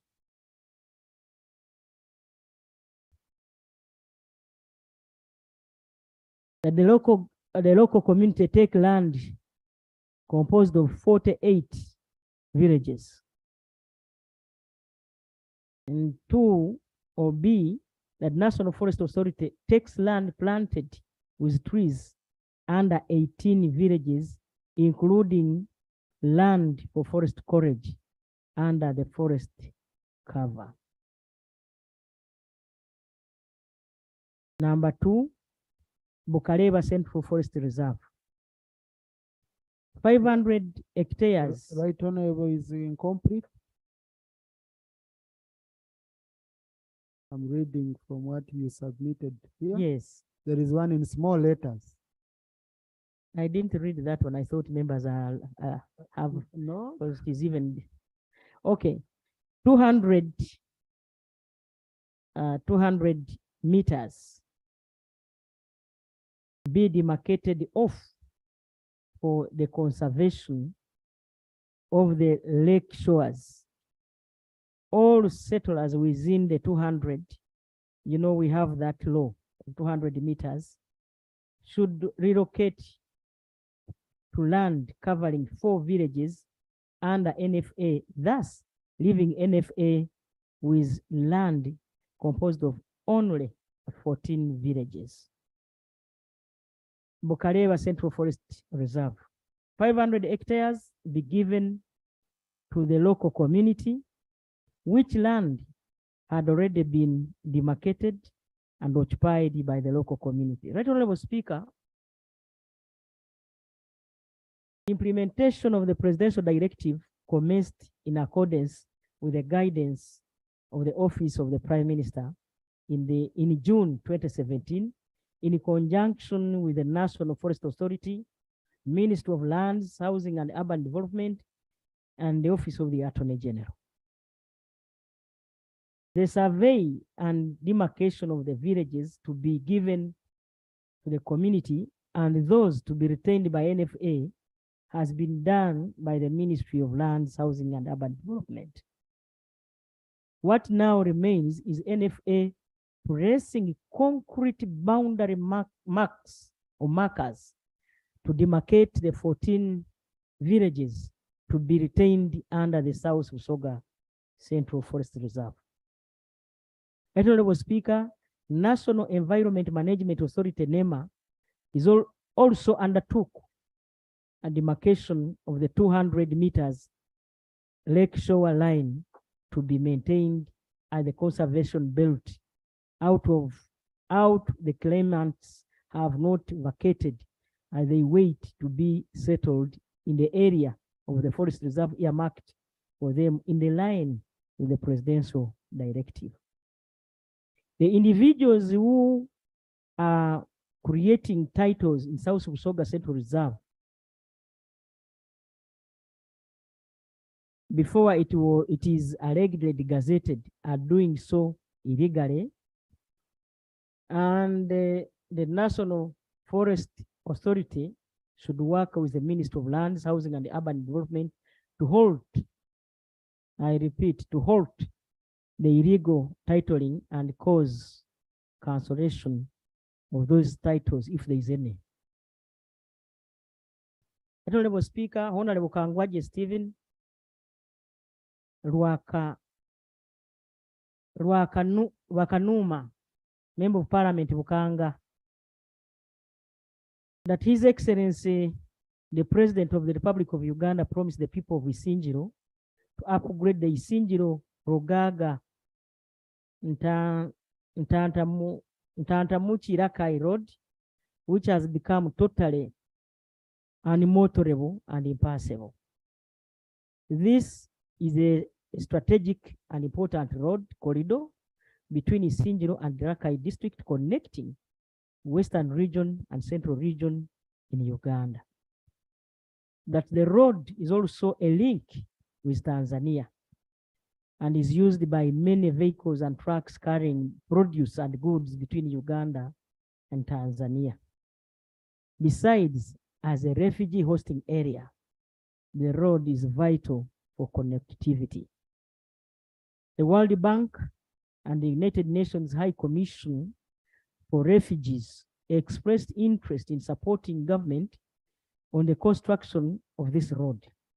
On 20th April this year, the Executive Director, Uganda Roads Authority, UNRA, visited the area with her technical team and pledged to provide Uganda shillings 6 billion, which is required for feasibility studies and design on the road, which to date has not been done. His prayers, when is UNRA, Minister of Works and Transport? When will UNRA, Minister of Works and Transport, prioritize the upgrade of the Isinjiro Rugaga Ntantamuchi Rakai Road as pledged by the Fountain of Honor and the President of this country, which has taken over 30 years to effect the pledge. When will the Ministry of Finance, Planning and Economic Development assure the people of Isinjiro and Rakai districts as to when he will release the funds for feasibility study of the road project to implement this long-standing presidential pledge to the people of Isinjiro and the country at large? The World Bank and United Nations High Commissioner for Refugees Office supported the road project and provided Uganda shillings 6 billion. When is the Ministry of Finance, Planning and Economic Development releasing these funds to have this road upgraded and tarmacked? What can we tell the people of Isinjiro who support this government with over 90% votes, whose livelihood is dependent on this road, who use this road to ferry farmers' produce to various parts of the country and neighboring countries like Tanzania, Rwanda, South Sudan, and traders who are stuck over the status of this road? Right, Honorable Speaker, my response is that the road in question is part of the National Road Network and is managed by the Ministry of Works and Transport through UNRA. The government of Uganda plans to upgrade Isinjiro, Rugaga, Ntantamuchi, Rakai to paved standards in order to promote inter and intra-regional trade and reduce poverty as outlined in the National Development Plan 3 under the Integrated Transport Infrastructure and Services Program. Honorable Speaker, indeed, the road was prioritized and funds appropriated in the budget for the feasibility studies and the detailed engineering designs for the upgrading of the Isinjiro, Rugaga, and Ntantamuchi Rakai and the Chikagati Kafunzo roads this financial year. The road also promotes international trade, and the stakeholders of Central Corridor Transport Facilitation Agency at the 14th stakeholders consultative meeting recommended that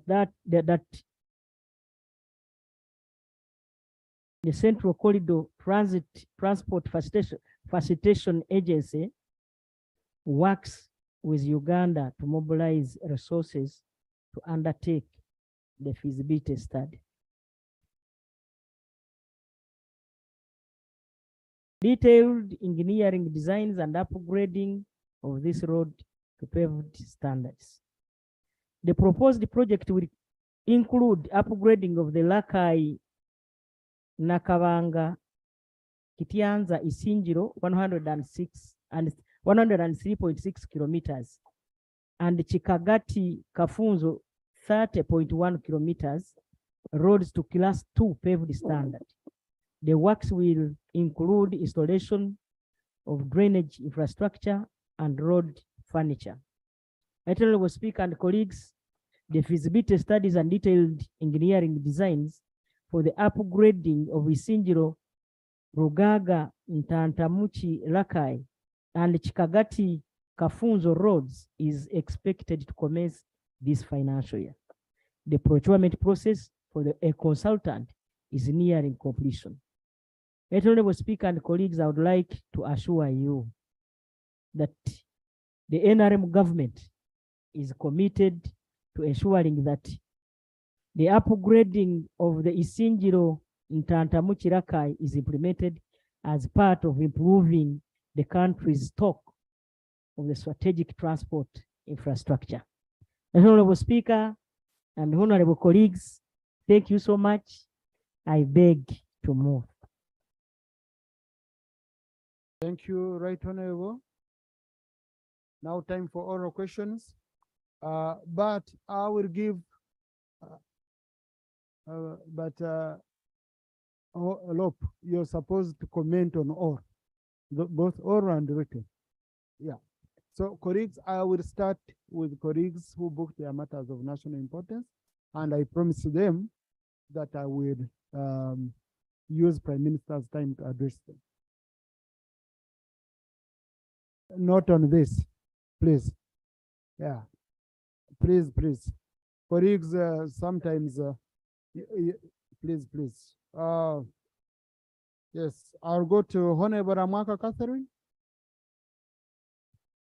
followed by Honorable Mudimi.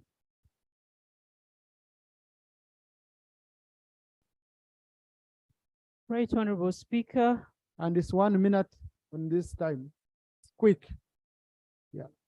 Right Honorable Speaker, on the program of Government of Uganda in phasing out the all lower secondary curriculum after introducing the new lower curriculum, Right Honorable Speaker, 2023 is supposed to mark the end of the all lower secondary curriculum. What is happening with schools now as they close for third term? There are students of senior 3s who have not been promoted to senior 4, and parents are stranded with them as they may not be able to repeat because they will fall in the new curriculum. Right Honorable Speaker, it is very crucial for the Ministry of Education to come with a clear position as far as the phase out of the old curriculum is concerned and the current senior 3s who are not being promoted to senior 4. What is their fate, Right Honorable Speaker? Right Honorable Prime Minister.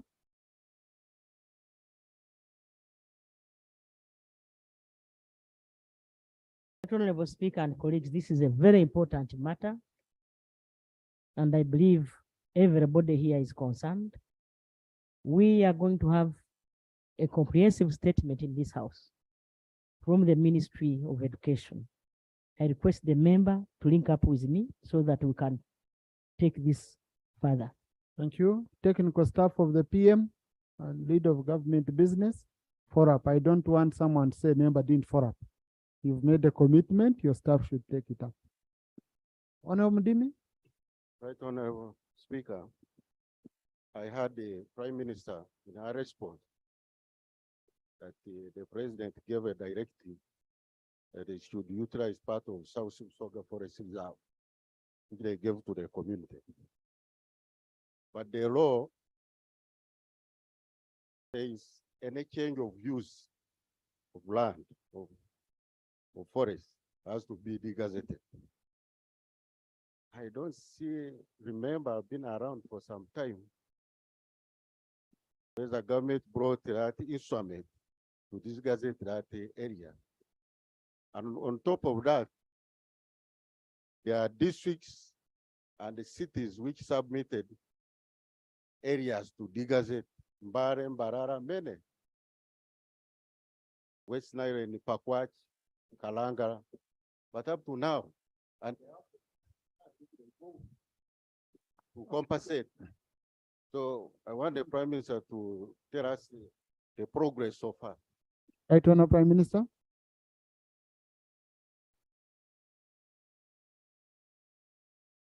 Right Honorable Speaker and colleagues, this was done in 2002. And we as cabinet or government have come up with a strategy. We need forests. We need to protect our ecosystems. And we agreed that no more degazettement of forests. That was done way back, but as of now, we agreed in cabinet as government that we have to protect all the forests that are there now. And we also need to plant more so that we can now negate through the changing climate issues that you see happening in the country. Thank you. But right on, Prime Minister, there is a contradiction. For example, the case of Guru University. Guru University, you got an African Development Bank funded project. You built it in a forest reserve. You told Guru University, get 500 acres of land, plant. They followed each and everything. They planted the 500 acres of land. Up to now in Nwoya, up to now, you have never. And it's a recent project after 2020, after 2002. Ntungamo municipality, they are in court, because the minister allowed that they get part of the park, which was in a forest reserve, and in exchange for another land which they planted and the forest is up. Then you have in cities, when you move in Guru city, you move where the forests you're talking about are not there. It's buildings, high-rise buildings. So instead of lying ourselves, why don't we be honest and we say, where we have no forest, we come in, we realign, and then we stop. But we stop lying ourselves that we have a forest in Guru when we don't have it, when it's on a high-rise building. Mr. Speaker, before with the plans approved by government. Mr. Speaker, Right Honorable Speaker, Honorable Prime Minister. there are these isolated cases. They are isolated cases, and the Ministry of Environment will come here and give a comprehensive statement, especially about Guru. These isolated cases will be handled case by case. Thank you. Honorable Byakatonda.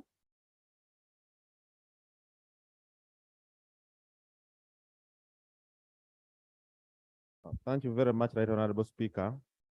Rise on a matter of national importance. Right Honorable Speaker, on the 5th of December 2022, one private Okawa Charles of Uwa, a work of Uganda Wildlife Authority, was killed by suspected poachers while on duty in Kidepo Valley Conservation Area.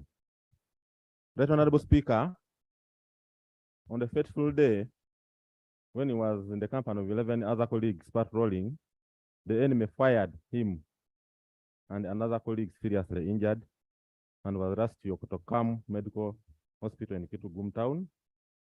One poacher was killed, others fled, and one gun recovered. Right Honorable Speaker, tourism is one of the core foreign exchange earners of the country, fetching approximately about 1.6 billion. And is destined to double with all the efforts that have been put in place.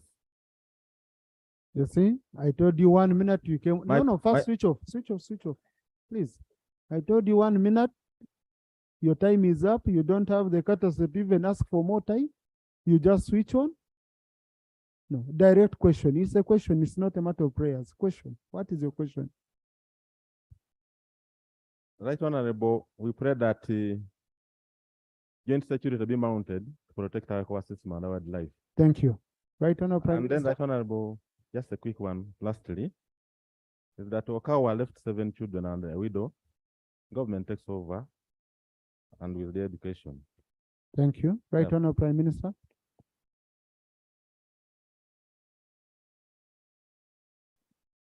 Honorable Speaker, it has been our practice, in case I have a minister, the minister for tourism is here, please come and give us. Yes. No, Minister, our answers are 1 minute. Thank you so much, the Chair and the Right Honorable Prime Minister. I want to thank the Honorable Byakatonda for raising the matter. And indeed, it's true, this happened. But I want to thank government because we are trying to increase onto the staff to boost the rangers that we have. We are currently training around 860. They will be out very soon. But it's unfortunate that poachers go into these parks and kill these rangers. These are Ugandans that deserve to be protected. So I want to also support his message, but also encourage the other forces which are already giving us support to see how they supplement our efforts so that our rangers are protected. But it's unfortunate. And as UWA, we are going to support the family, but also take care. Honorable Pio Samuel. Thank you, Right Honorable Speaker. Right Honorable Prime Minister, there are more than 16 villages in Erute North and Kole North constituencies that have been negatively affected by the quarrying works at Ale Rock in Lira-Kole border. As a result of that, more than 30 buildings have developed cracks because of the blasts. The community water points have been contaminated. and project affected persons have not been compensated. We raised this matter to the Ministry of Works, who sanctioned an investigation by the State House Anti-Corruption Unit, and they made recommendations. However, it is now 6 months down the road. NEMA has refused to implement the recommendations of this investigation report to carry out an environmental audit. Our prayer is that you direct NEMA to immediately conduct these environmental audit investigations. And Right Honorable Speaker, we request that the Committee on Natural Resources oversees the implementation of this. Thank you, Right Honorable Prime Minister.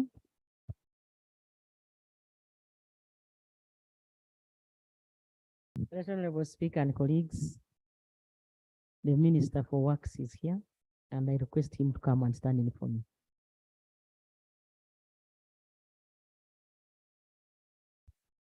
Mr. Speaker, I did visit the place with the honorable colleagues, and it is true that there are some challenges. I am therefore a little surprised that NEMA has not done its part. We did institute some investigation and we made recommendations. What I can only promise that I will follow with the colleague from Minister of Environment and so that we can see what happens. In any case, I am again going back with the team very soon to assess the progress of the entire project. So that will be one of the issues we'll be looking at. And ensure you involve the readers in your visits. Honorable Zinkwatira Henry. Thank you, Mr. Chairman, for the opportunity. Mr. Speaker, sir, my name is Zinkwatira Nkwasibu Henry MP Raham. Mr. Speaker, sir, 2 sub-counties in my constituency had an outbreak of anthrax mid last year. I made an effort to inform Minister in charge, Honorable Malama, and vaccinations were made. However, our animals continue to die up to present day in large number. I made further effort to contact DVO, who advised me that we needed to spray those 2 sub-counties with soda ash, and farmers cannot manage. My request is government to intervene and supply farmers with soda ash. I so pray. Right Honorable Prime Minister.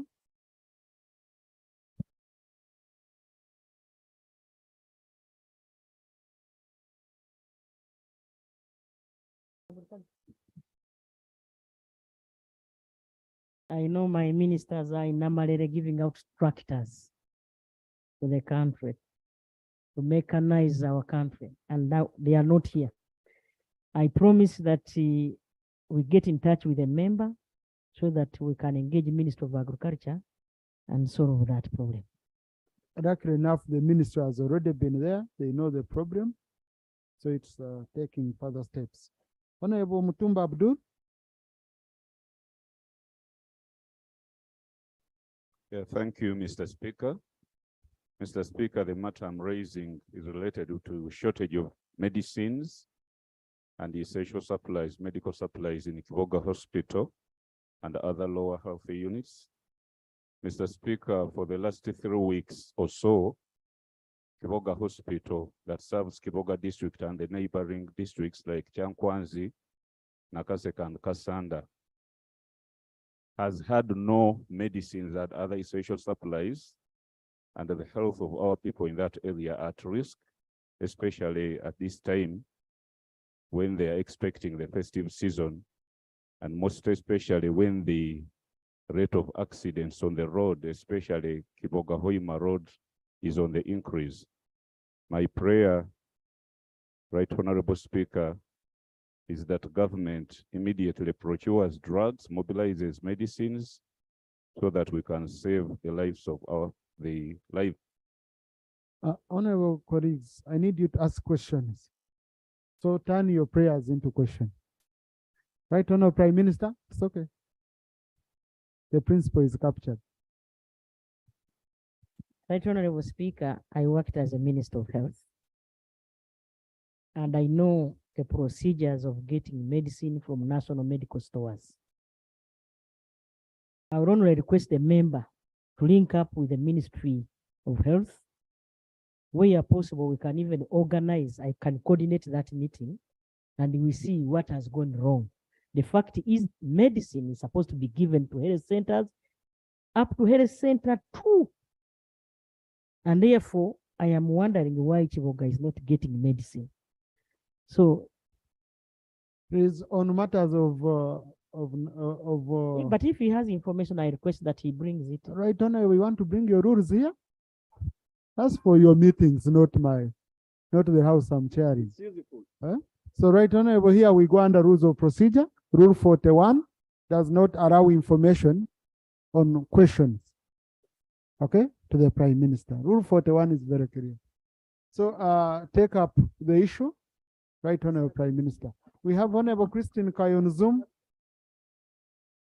Colleagues, be patient. Prime Minister is here. I can see all of you are making for me signs. I should be next, I should be. You know, please settle. Honorable Christine Kaya on Zoom. Thank you, Right Honorable Okay, Speaker. if Honorable Christine is not ready, we shall be. I'm ready. Thank you, When Right she's Honorable ready. Speaker. I'm ready. Okay. Thank you, Right Honorable Speaker. I am raising a Yeah, question muted. relating. Honorable Christine, we can't hear you. Thank you, Right And Honorable maybe Speaker. increase in the volume. I am raising on a matter I'll get a of signal from our IT team in case Honorable is ready. Honorable Macho. Mr. Speaker, sir. Madam Prime Minister, 2021, I want to thank the NRM regime. They gave us a MATIP3 project market of 21 billion and a validation factory of 15 billion. My question, Madam Prime Minister, why has the government decided through the Ministry of Local Government to nationally advertise the market? Moreover, the president, in his speech that made him get 79% vote, told the people that validation factory is going to be given to the Busia Produce Dealers Association. Secondly, Madam Prime Minister of the Republic of Uganda, why do we still have load shedding in Busia to an extent that 9 women have died in Busia Health Center for Animasap Health Center? Moreover, the load shedding continues even in a place where Honorable Obos or Boss, the minister in charge of security and internal affairs, come. Right, Honorable Prime Minister. Honorable Macho, even in my area, we have road shedding. Even in Rwachtura, we have road shedding. So it's normal. Right, Honorable Speaker. NRM is a government, not a regime. Honorable Speaker, on the issue of women dying in hospitals because of lack of electricity, to me is regrettable because I was an RDC of Busia for more than 6 years. And I believe those hospital, especially Massaf Hospital, was built under my supervision. And I remember we have a generator. I don't know what happened to those generators. Then Busia Health Center 4, I have been there like 3 times, even when I'm a Prime Minister. What I can promise, Right Honorable Speaker, is for me to investigate what truly happened. Then the other issue of road shedding, what I know, Honorable Boss is the Minister of Defense, not internal affairs. But if there is load shedding even in his place, we need to do something because, colleagues, we have got vandalism of recent. We have to step up our game. Government has invested heavily to give us electricity, heavily, but we have people who are saboteuring. And the Ministry of Internal Affairs, Ministry of Energy, Ministry of Security, and the Ministry of Defense have had a meeting under my chair. And we are saying enough is enough. We have deployed.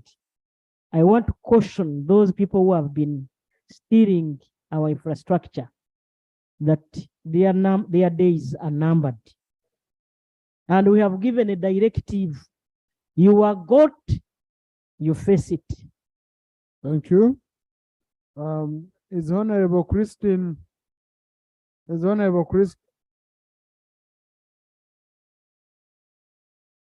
Honorable Speakers, for the markets, I will request the Ministry of Local Government to come here and give us a statement.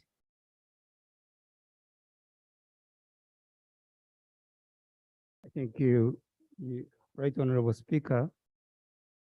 I've been informed of the issues of the market and the value addition facility in Busia. There are two different types of facilities. There is a market, which is under the local authority, and there is a value addition facility, which is a regional project. I'm scheduled to visit Busia municipality, sort out the issues there, and I'll inform the local authorities and the members of parliament. I thank you. Thank you. Is Honorable Christine now audible?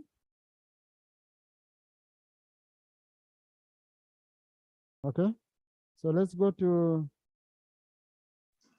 Honorable Yovan Adrico. Hello. Yes, Honorable Christine Kaya. Yes, thank you, Right Honorable Speaker. My question to the Prime Minister is for us Chiboga people who are hosting a number of NRAO veterans that stay in miserable households in Rwamata. We need a pronouncement. Will the government really compensate these people, or they should leave and go? We need a pronouncement from the Prime Minister. Thank you. Thank you. Right Honorable Prime Minister.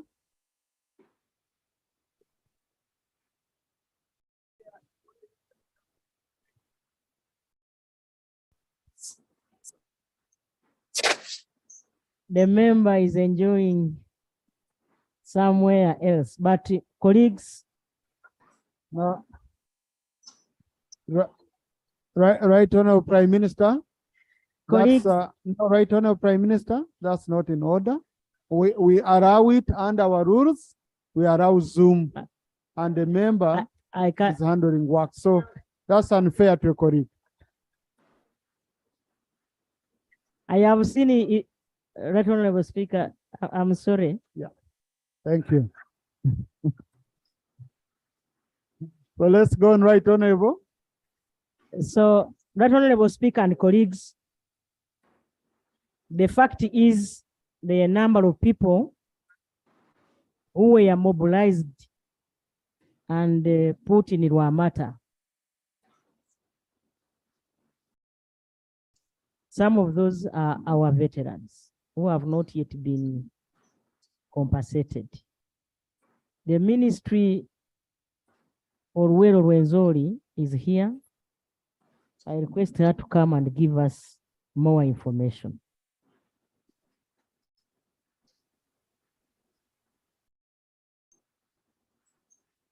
Thank you, Right Honorable Speaker.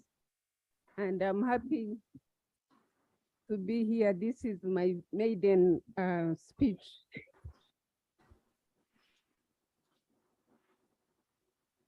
The veterans of Rwamata have been there for quite a while. They were given money to go home, and we paid them Kasimo, all of them. Yes, there's Sit on Honorable. okay. Oh, sorry.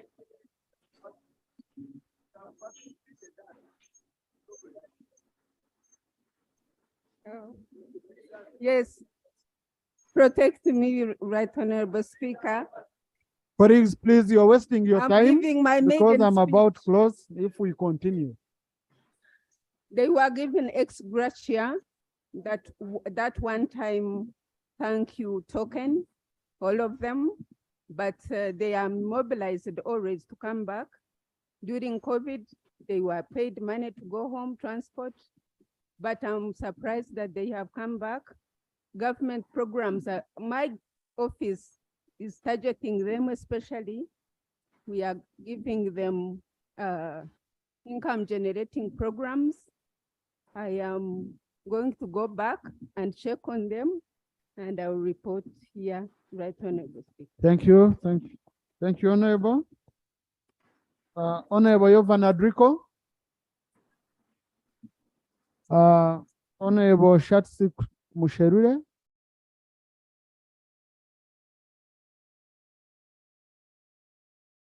Thank you, Right Honorable Speaker. Due to torrential rains that have hit Zimbabwe and other areas in the country, the Kagari Bridge connecting Zimbabwe to Gomba is now impassable. The embankment has been washed away. Honorable Rakojo and myself have been keen to work with the people in this area and assure them that something will be done on their behalf.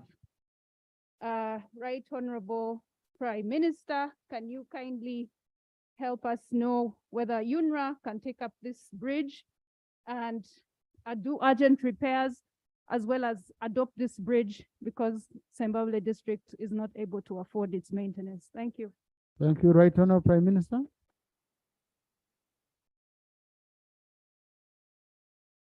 Honorable Speaker and colleagues, I am directing a Chweru here to go to Zimbabwe and make sure that that bridge is worked on for people to use it.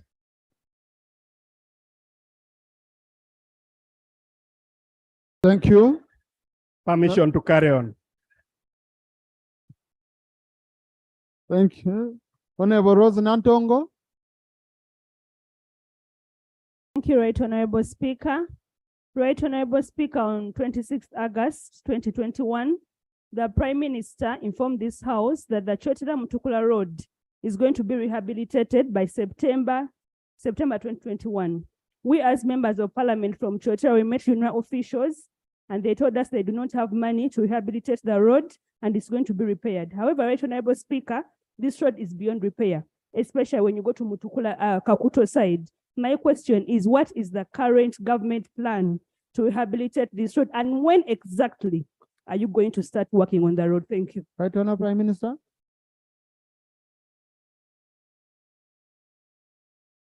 Right Honorable Speaker and colleagues, that is a priority road.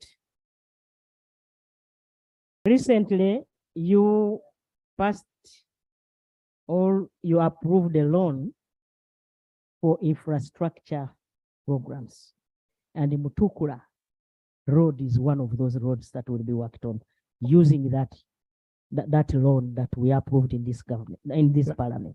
Thank you. Honorable Anne-Mary Tumwine. Thank you, Right Honorable Speaker. Right Honorable Speaker, there was a loan which was passed here in December 2018, and it was supposed to work on roads in some districts, and in Toroko is one of them which benefited.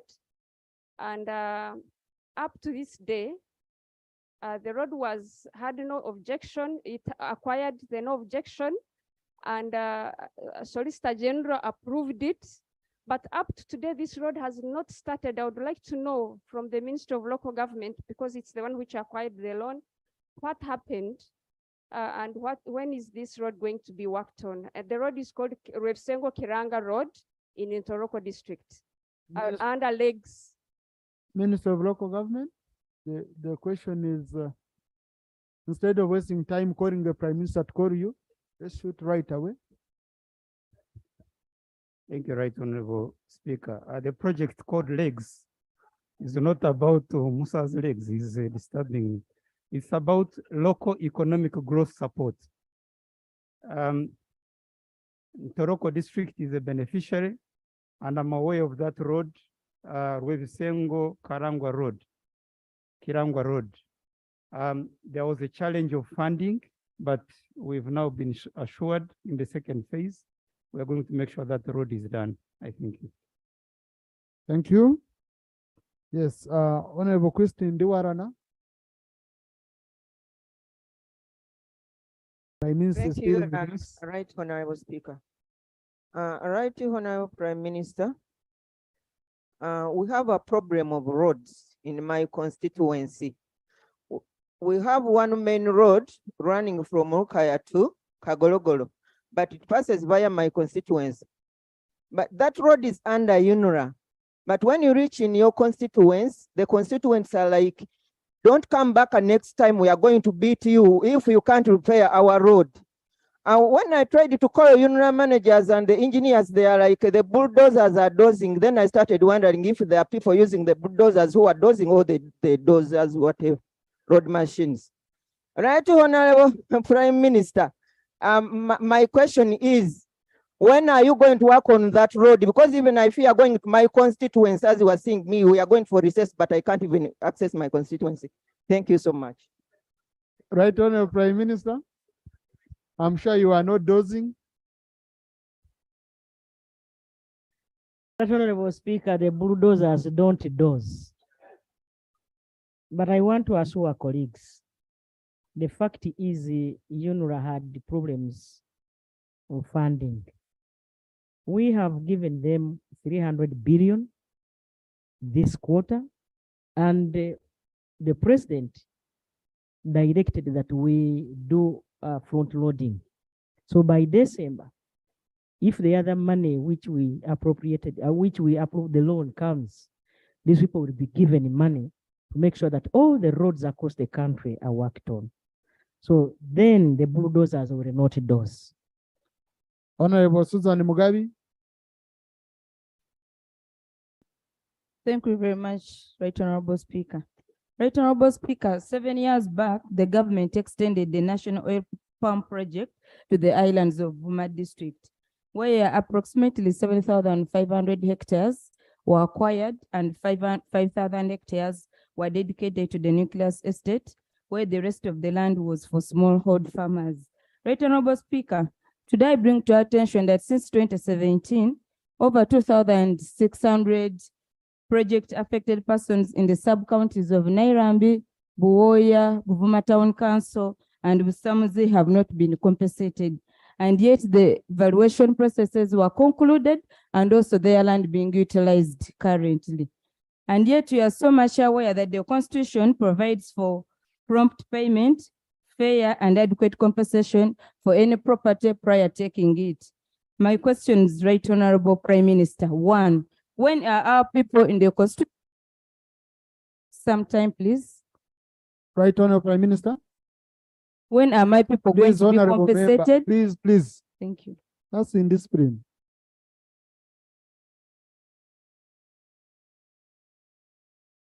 The Honorable has ever been to my office over the same. And I want to thank you, Honorable Buvuma. At least there is some progress we are making towards helping your people. Those project affected persons for palm oil growing. And of course, we want them also to join so that they can be outgrowers.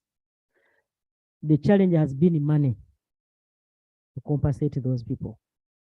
So I want to promise you, honorable members, that we shall together, me and you, look for a way of coming together with your district officials and have these people compensated. Honorable Sylvia Kamwenge.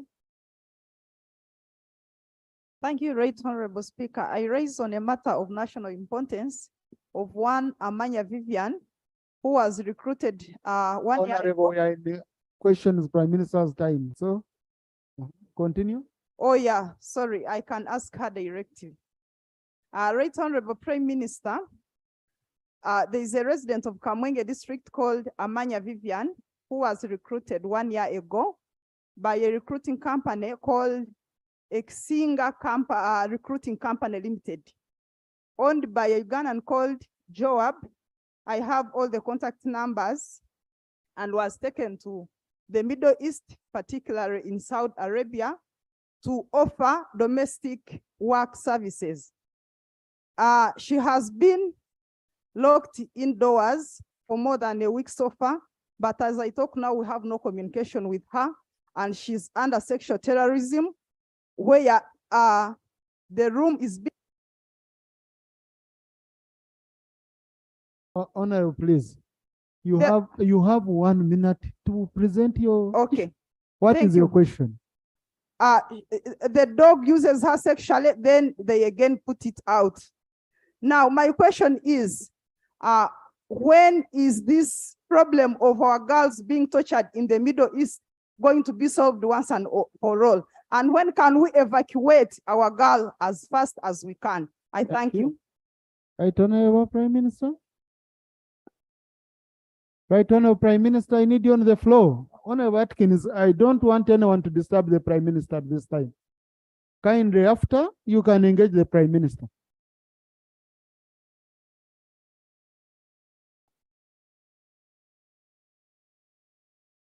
Honorable colleagues, this question has been here almost whenever I have Prime Minister's time. The Ministry of Labor, the Ministry of Foreign Affairs, together with those countries where we take our children to work as domestic workers, are in direct contact to make sure that we have the human rights of our children protected. I cannot speak more than that now, but the issue is being taken care of. However, I request you, my sister, so you can come and we see how to now rescue that girl using our embassies on the other side. Thank you, Right Honorable. Honorable Rojas Mukasa. My pleasure, Right Honorable Speaker. And let me acquaint the House that last week, the chairman of the executive, during his televised address to the nation, he affirmed that. Please, colleagues, when I give my directives in this house, respect them. Honorable Atkins, take your seat. Prime Minister must listen to the questions to be able to answer. Okay? Please, colleagues, please. So, yeah. Honorable Aloysius, repeat your question so that the Prime Minister can hear. Yeah, Mr. Speaker, recently, the head of the executive, during his televised address to the nation, he affirmed the existence of COVID-19, and we saw a need for ambulances, because as in the existence of ambulances is zero, totally zero. So I'm asking the Prime Minister that as in to give the status of the availability of ambulances, especially in Kampala district, such that we can curb the need. Thank you, Right Honorable Prime Minister.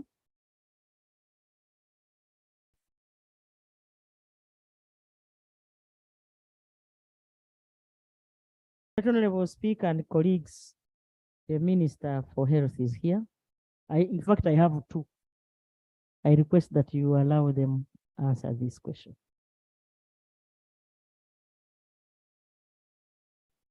Thank you so much, Right Honorable Speaker.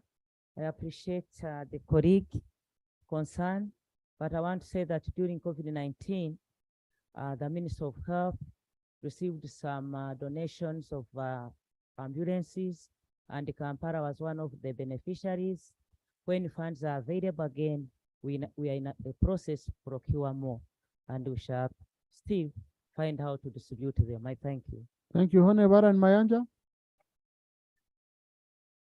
Right Honorable Minister, my constituency in Nakaseke Central, the so-called Mecca for NRM government, does not have any single tarmac road and no single center for.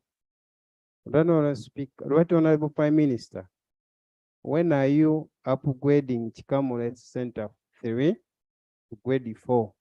And Tamakeng, Luwelo Chiwoko Utalango road, which you have promised for 36 years. Thank you. Right Honorable Prime Minister.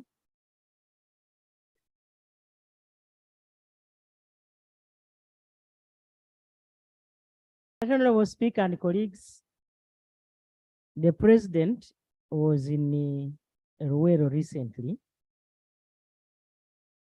and he directed me to have a meeting with leaders, which I did. And that road came up. And when it came up, Honorable Musa Echweri was with me. It's one of the priority roads. The designs were already done. Procurement process is supposed to be concluded by December, so that that road is really tarmacked, so that the maker of Ruwero really benefits from this government. Thank you. In Uganda, they say maso kulutimbe. Honorable Chaka, Pauline. Thank you, Right Honorable Speaker. Aware that it's a government policy to establish a seed secondary school in every sub-county, which the government has endeavored to implement. However, there is a challenge with some of the recruited teaching staff in these schools. They do not execute their mandate. Instead, they hire other people to teach in their place, most especially in hard-to-reach areas. And they hire, some are not even teachers, some hire senior 6 dropouts. So my prayer, Right Honorable Speaker, is that the Minister of Education should enhance due diligence and carry out impromptu visits, and also embrace strategic supervision in order to unearth and bring to book all the culprits. Some of these head teachers and teachers do not respect the DEOs and inspectors in these districts because they claim to have godfathers in the Ministry of Education. This is countrywide, not only in one district. Right Honorable Prime Minister.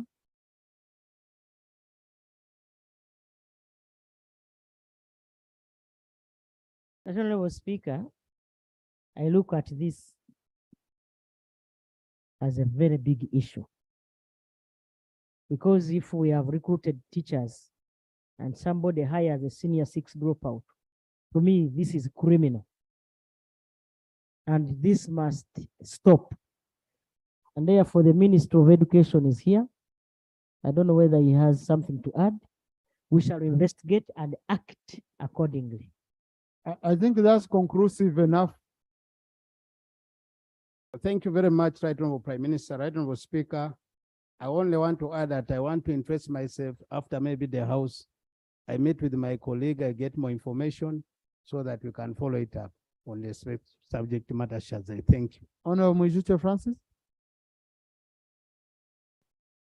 Thank you so much, Right Honorable Speaker. Right Honorable Speaker, my concern is that because of the heavy rains for the last two months, most parts of the country, most bridges have been washed away, and some roads destroyed, specifically the UNRA roads. When we talk to UNRA, they tell us we are under a lot of pressure. We have only received 10% of the funds. And the Prime Minister just told us a few minutes ago that they have received a lot of money. So I want to know, do they have the money? If they don't have the money, what happens? Because most of the bridges have been washed away and the roads are destroyed. Most parts of the country, where I speak for Bweru, but I know it's in most parts of the country because they even said we are overstretched. Thank you very much. Right Honorable Prime Minister.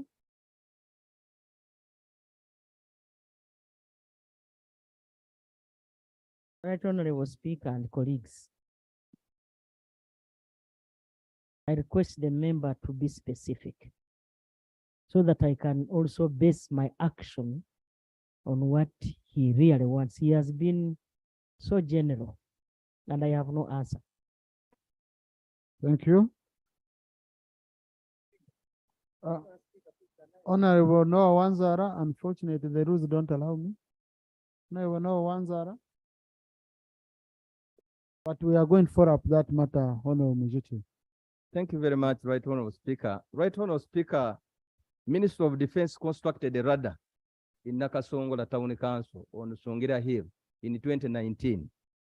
Right Honorable Prime Minister, a number of houses, when they were constructing the road, were directly affected, and others were indirectly affected. Those who were directly affected, they were compensated. But those ones who are indirectly affected, the 250 houses, have not been compensated to date. I've engaged the Ministry of Defense. I've gone to Ministry of Defense on several occasions. I've wrote correspondences to the Minister of Defense. I've reached you, Right Honorable Prime Minister. I've given directives, but the Minister of Defense is not responding. My question, Right Honorable Prime Minister, when will the people of Nakasongola, whom their houses were indirectly affected, be compensated? I beg to ask. I thank you. Right Honorable Prime Minister.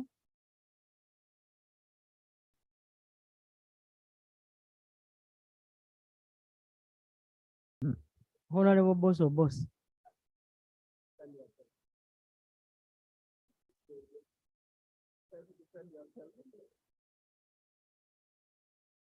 Thank you, Right Honorable Speaker. Honorable Noah Mutebi is the area MP of where we have all the facilities of Ministry of Defense, some of the facilities. What he's raising is not new. And I think we need adequate time to fast track and report back to the House. But he has been engaging us. Let him not get tired. Let the relevant committee take note of that. Yes. So that we can support. Honorable Tamaguzi.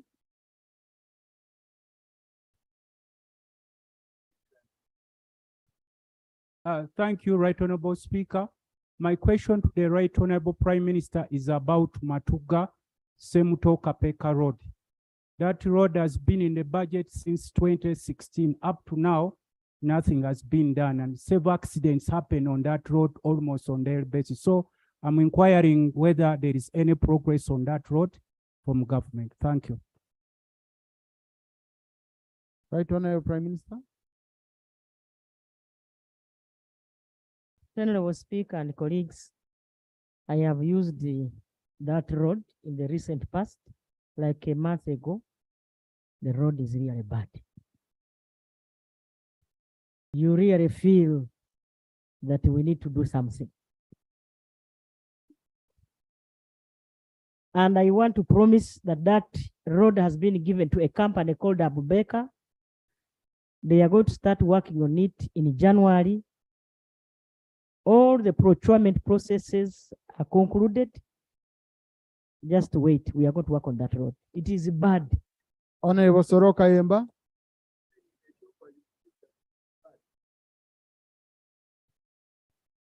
Thank you very much, Right Honorable Speaker. Today, Umeme has confirmed to the country that the government is not going to renew its contract. So my question to the Prime Minister, how is the government going to handle that transition? Is the government going to give that work to a private company again or to a government agency? The country needs to know, because that's a very critical issue to avoid the mistakes that have been done. Right Honorable Prime Minister.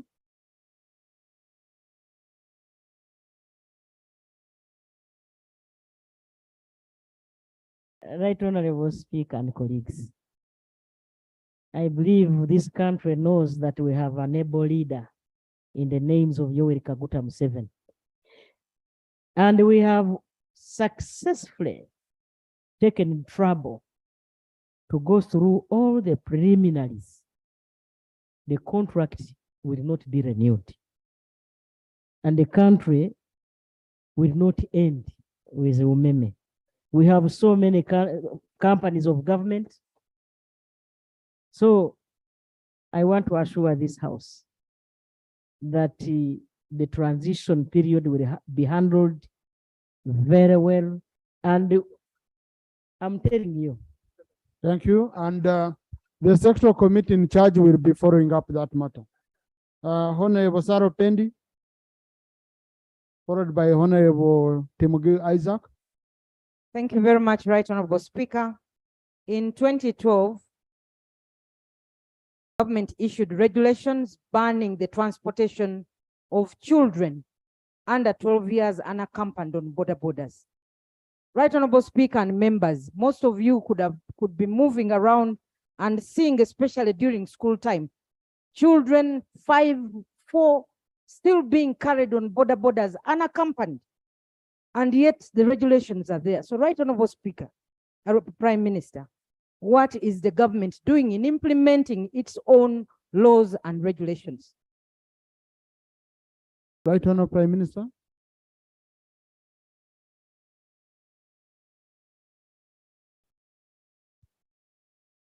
Right Honorable Speaker, we have the custodian of law amidst us. I request the Attorney General to help me answer that question.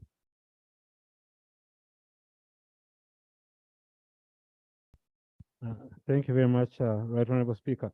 Right Honorable Speaker, like the Honorable Member said, the regulations are on the book, and it is a question of enforcement. And we are doing everything that we can to try and enforce the laws. And it is really a challenge, but we really need to work together. When you see them, please assist us and report them to us so we can follow them up. I beg to submit. Honorable Timuge Isaac. Thank you. Thank you, Right Honorable Speaker. Right Honorable Speaker, on the 12th of November, I attended a road committee in my district of Nebi District. And I was sad to learn that actually our district grader had parked for over a month because there is a new directive from the Ministry of Works that all graders or mechanical equipments in the district should not be serviced within the district anymore. It should go within the regional offices. But the problem is they are not servicing them on time. So as a result, the grader had actually stood parked for 1 month just because of changing oil. Luckily enough, I got in touch with the Honorable Minister of Local Government, and he issued a directive that the local government, that the district leaders go ahead and service it using the road fund. But why has this directive been issued, and yet actually they're not doing timely servicing of these vehicles through the regional offices? Thank you. Right Honorable.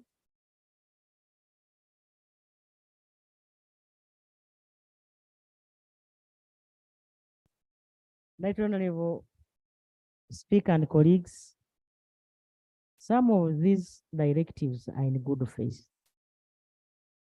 The local governments have been complaining of lack of money to service these machines.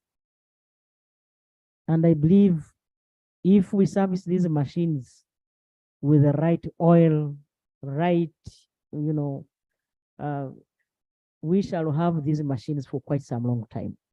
But the minister is here. You can add something.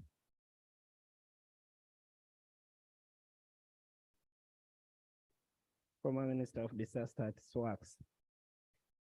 Mr. Speaker, when we got this equipment across the districts, initially we decided to put regional workshops for the servicing. The idea was, like what the Right Honourable was correctly observed, quality of the service that would continue to extend to those equipment.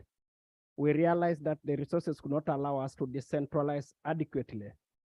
And that's why sometimes there's been a backlog. We have had a discussion with the Minister of Local Government where we have issued a position that allows the local governments to do minor repairs like what has been described by my colleague. I think the question of NEBI now is the question of implementation. And that will be something that we are going to share again and communicate to all the districts. We are going to communicate with all the districts and make sure that all the district engineers will abide by the directive that we have given. Minor repairs will be handled in the districts, only those critical ones that will take to the region. But even the regions, we are trying to create more workshops. For example, West Nile very soon will not be having all their machines going to Gulu. They will be in Aroa, and the same will be for some parts of the. Honorable Tuka Isaac.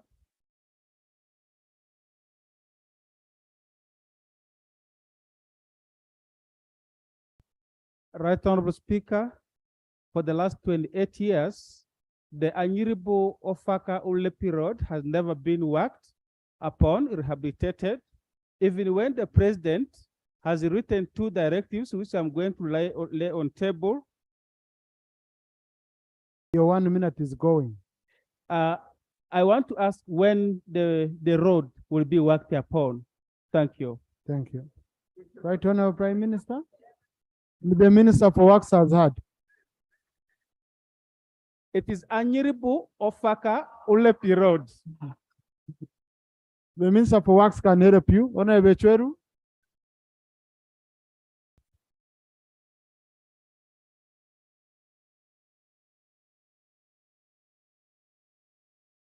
Mr. Speaker, I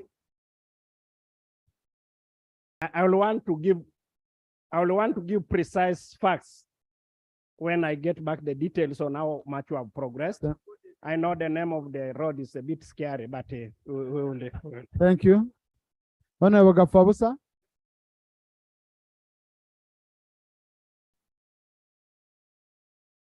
Thank you, Right Honorable Speaker. Right Honorable Prime Minister, I reported here some time back about pieces of land sinking, not landslides. This morning, Bundibugyo Fort Portal Road, just 2 kilometers from Bundibugyo town, has been affected greatly. And if there is no urgent attention. Is that what we will saw on not the move. screens? Yes, what you are seeing now, even the railroads you can see have collapsed. Do you please immediately send a team to Bundibugyo, maybe UNRA or Ministry of Works, to salvage the situation? This is the only road that connects us to the rest of the world. If it collapses, we cannot move anywhere. Thank you. Thank you, sir. Right Honorable Prime Minister. I think this is submission with evidence. The member has done us proud. The Honorable Minister has seen, everybody has seen, and therefore I now again direct you to go to Bundibugyo tomorrow. Thank you. Yes. Honorable Granny, I hope. Granny, I hope. Thank you very much, Right Honorable Speaker. Right Honorable Prime Minister, we all know that Mubende and Kasanda are under lockdown for over 50 days now.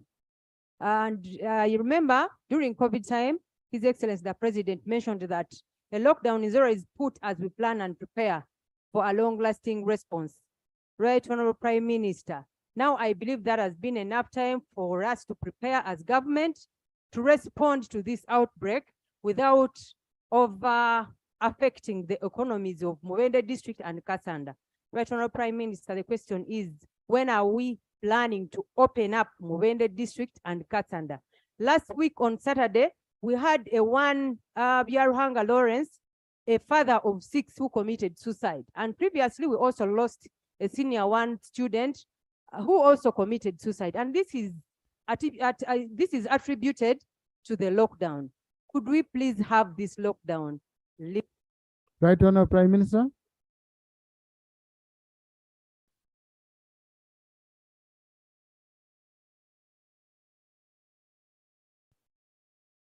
Right Honorable Speaker and colleagues,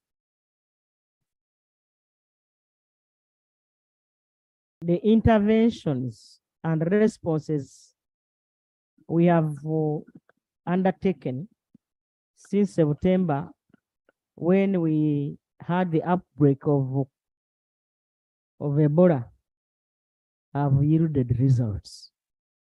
Because according to the reports we have now, we have tried to suppress any COVID cases. I mean, Ebola cases. The Minister of Health is here. Can you please come and elaborate and see how we can help our people?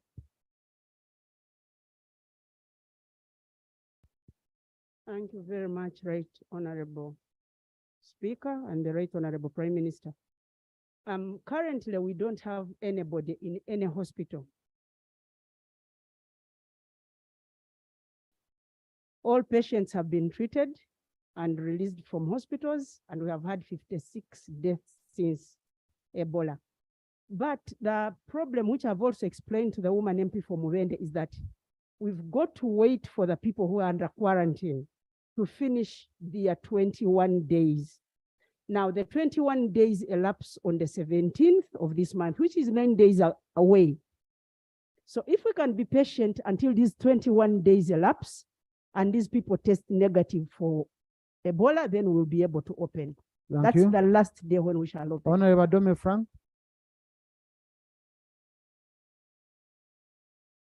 Thank you, Right Honorable Speaker. Right Honorable Speaker, I raised an issue here a while ago regarding the poor state of government-aided schools in Karamoja region. Honorable Speaker, I want to ask the Prime Minister whether government has plans of rehabilitating some of the schools, because we have had a very big challenge, especially with insecurity. As leaders of Karamoja, we agreed through the regional council that one of the ways we can combat these problems is through keeping schools, students in schools. So we have a few schools in Karamoja, especially I want to talk about Morotai School that was built in 1965. Up to date, where they are still operating on the same facilities. So I want to call upon government to see how they can address this issue. So I want also to hear from the Prime Minister whether they will have any plans to do with the same issue. Thank you. Right Honorable Prime Minister.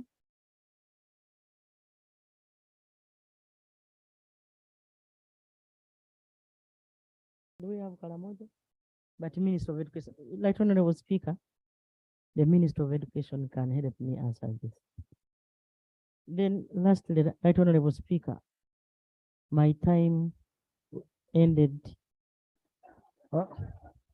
Right Honorable, today, Robbie, do you much area in the presence of ROP that we have very many issues with of members, but we are concluding. Thank you very We are much. about to conclude.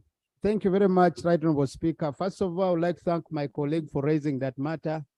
I want to pledge that I'll be able to bring a statement in line with the question which the honorable members raised, not only Morot High School, there's also Kitobere, those great schools. The minister has a plan, but allow me bring a statement here formally to update the country on what plans we have. Thank you. Dr. Nkusima Paul.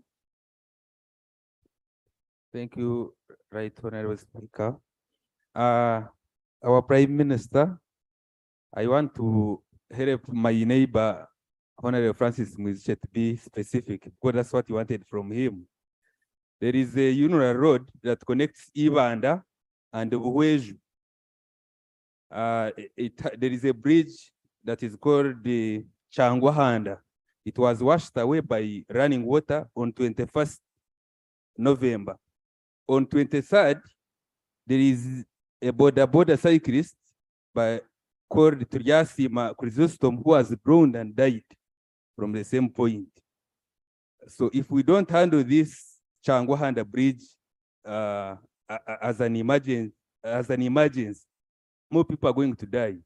So kindly, Madam Right Honorable Prime Minister, give me the exact time when that bridge is likely to be worked on.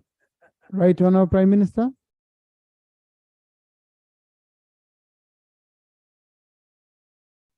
Now that it is specific, I want to thank you. And now I will direct the minister because he knows where to go now. But before it was like, he will go out throughout the country looking for Chamwanda Bridge. Now he will go to Chamwanda Bridge next week. Go to Chamwanda Bridge. Honorable Flavia Nabagabe. Thank you very much, Right Honorable Speaker. Right Honorable Prime Minister, I am following up on the Ebola lockdown issue. Yesterday, I was approached by 135 students from the Greater Mubende Students Association with a great concern of how the lockdown has affected them.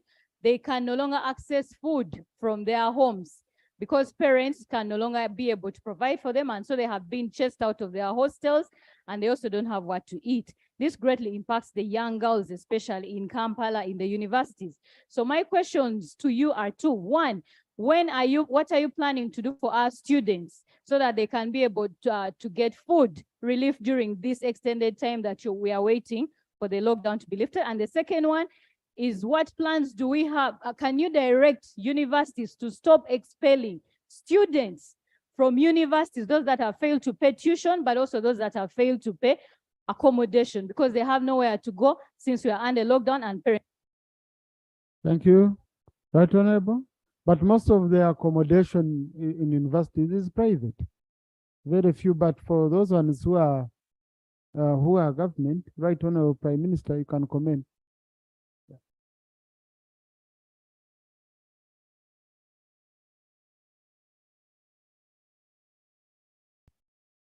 Right Honorable Speaker, now that we have a few days to go, I wanted to request Ugandans to be patient so we can save life first. But also maybe the Ministry of Education has something to do with the hostels. Please come back, come here and add the. First of all, thank you so much, Right Honorable Prime Minister and Right Honorable Speaker. I would like to implore my colleague, I'm ready to have a chat with her, specifically on the subject, a chat on the subject matter she has raised. The reason why I'm saying so, some of you are surprised. I know her very well. She's a daughter of the revolution, so we know ourselves better. But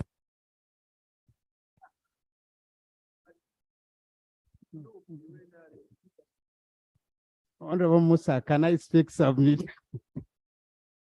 For the purposes of the subject matter she has raised, is a matter I'm going to take it up with the ministry, then we'll be able to communicate on that. Thank you.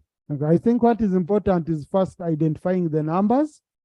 The moment you identify the numbers working with the representatives, then you're able to intervene. Honorable Namukuta Brenda. Thank you so much, Right Honorable Speaker. Right Honorable Prime Minister, listen to your honorable member. Namukuta Brenda. Thank you so much, Right Honorable Speaker. My question is, in Kaliro District, it is now 2 years since they started connecting electricity. Up to today, we have never seen any sub-county nor a village that has started lighting in Kaliro. My question is to the Prime Minister, when will power start lighting in Kaliro District? Thank you so much. Right Honorable Prime Minister.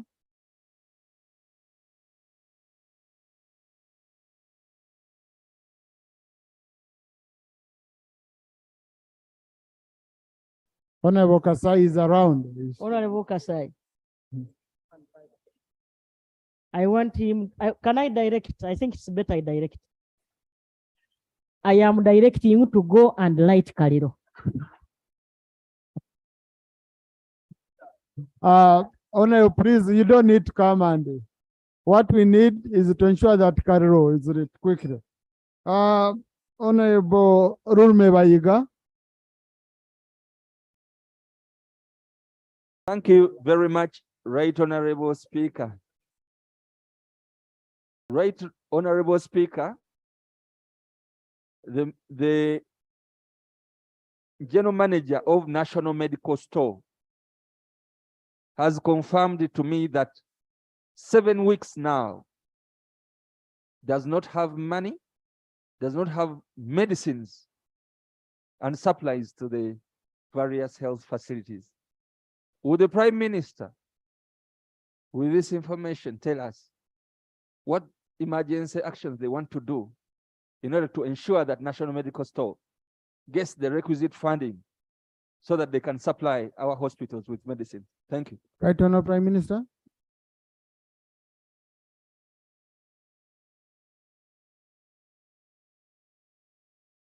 I believe this is not true because as government, we have channels of communication.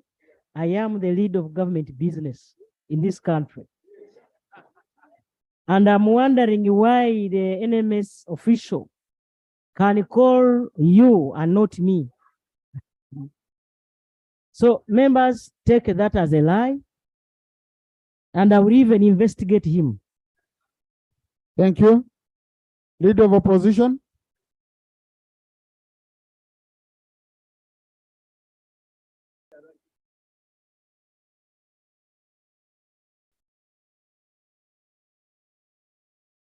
Thank you, Right Honorable Speaker. I want to thank my honorable sister. Today she's earned her pay for the staying power she's exhibited. Two, we missed her for the time she was away. Not when she went to represent the Minister of Education in Japan. I can assure you, my sister, that humility will one day take you to the galaxy. So I thank you. I'll respond to a few issues you did speak about. I'll not be very elaborate. One, Right Honorable Speaker, the question that was initially misconstrued have been asked by the Honorable Musa Noah Notu Wanzala remains valid. And I think the Right Honorable Prime Minister should take it very seriously. The issue of registration of pupils in primary schools. When the member did complain about the distance, parents have to move to have their children registered. And the Prime Minister did insist that actually the parents should find their way to the districts. Can I challenge the Prime Minister to some degree of imagination and creativity by government? If I were the Prime Minister, I would utilize the young people that are educated with no jobs, put those apps on their phones and send them to schools. Right from the Prime Minister, there's a challenge. Please engage people to be a bit innovative. You need people to be more imaginative and solve this problem. In my government, that wouldn't be a problem. Right on the Prime Minister. Secondly, Right Honorable Speaker, on the issue raised by the Honorable Achayo Julie, Member of Parliament for Angola, relating to the challenge of education and lack of vocational schools in the community, having given a background of insecurity. I think, again, it speaks to some level of lack of deeper thought on the part of the planners in education. And I want to invite for some level of ingenuity on those planning for our education system. Our country is not uniform. In Karamoja, for example, there was a well-done program of basic education in Karamoja that enabled so many children to access education then. And their education was different from that of Masaka, for example, because they are unique. Will the Prime Minister think better about this challenge and challenge the Minister of Education, think through how they can best solve this problem without having to refer this community to a time when the government will hazard and construct vocational schools, because I'm not sure how long this government is going to last. So we need some immediate solutions. Your government has been around long and the problem persists. You probably need to think better and offer a quicker solution. Thirdly, Right Honorable Speaker, the issue of the Busoga Central Forest Reserve. It's a bigger problem. I want to invite the Prime Minister to find occasion and visit with the Honorable Dr. Lume Bayiga, the Central Forest Reserve in Ebuyikwe and Mukono generally. There is a big problem. First of all, NFA is abusing its powers and is causing very grave environmental damage. I do not know whether it is being supervised or there are some other entity operating in their own world. I want to invite you to visit with the Honorable Dr. Lume Bayiga, or actually ask him to invite you to go and see the level of damage caused to our environment by NFA by actually cutting down a natural forest and planting eucalyptus in square miles of land. And they're still doing so. The Central Forest Reserve, part of it in the Buyukwe where there's huge damage. Of course, you know what happened on Mitiana Road is entirely down, and you see Eucalyptus rising. There's a problem. Right, Honorable Speaker, the other issue relates to the matter by my honorable sister from Uvuma, who thinks she's taken a leave, relating to the compensation of PAPs. 7 years is not actually lack of funds, it's actually gross negligence. We know the Land Attorney General will tell you that if that happened, even after 2 years, they have an obligation to revalue these assets. The question is, have they done so? Have they taken care of the social cost of adjustment to these communities and embed it within the entire cost, the cost of compensation? So, Right Honorable Prime Minister, it's not just now about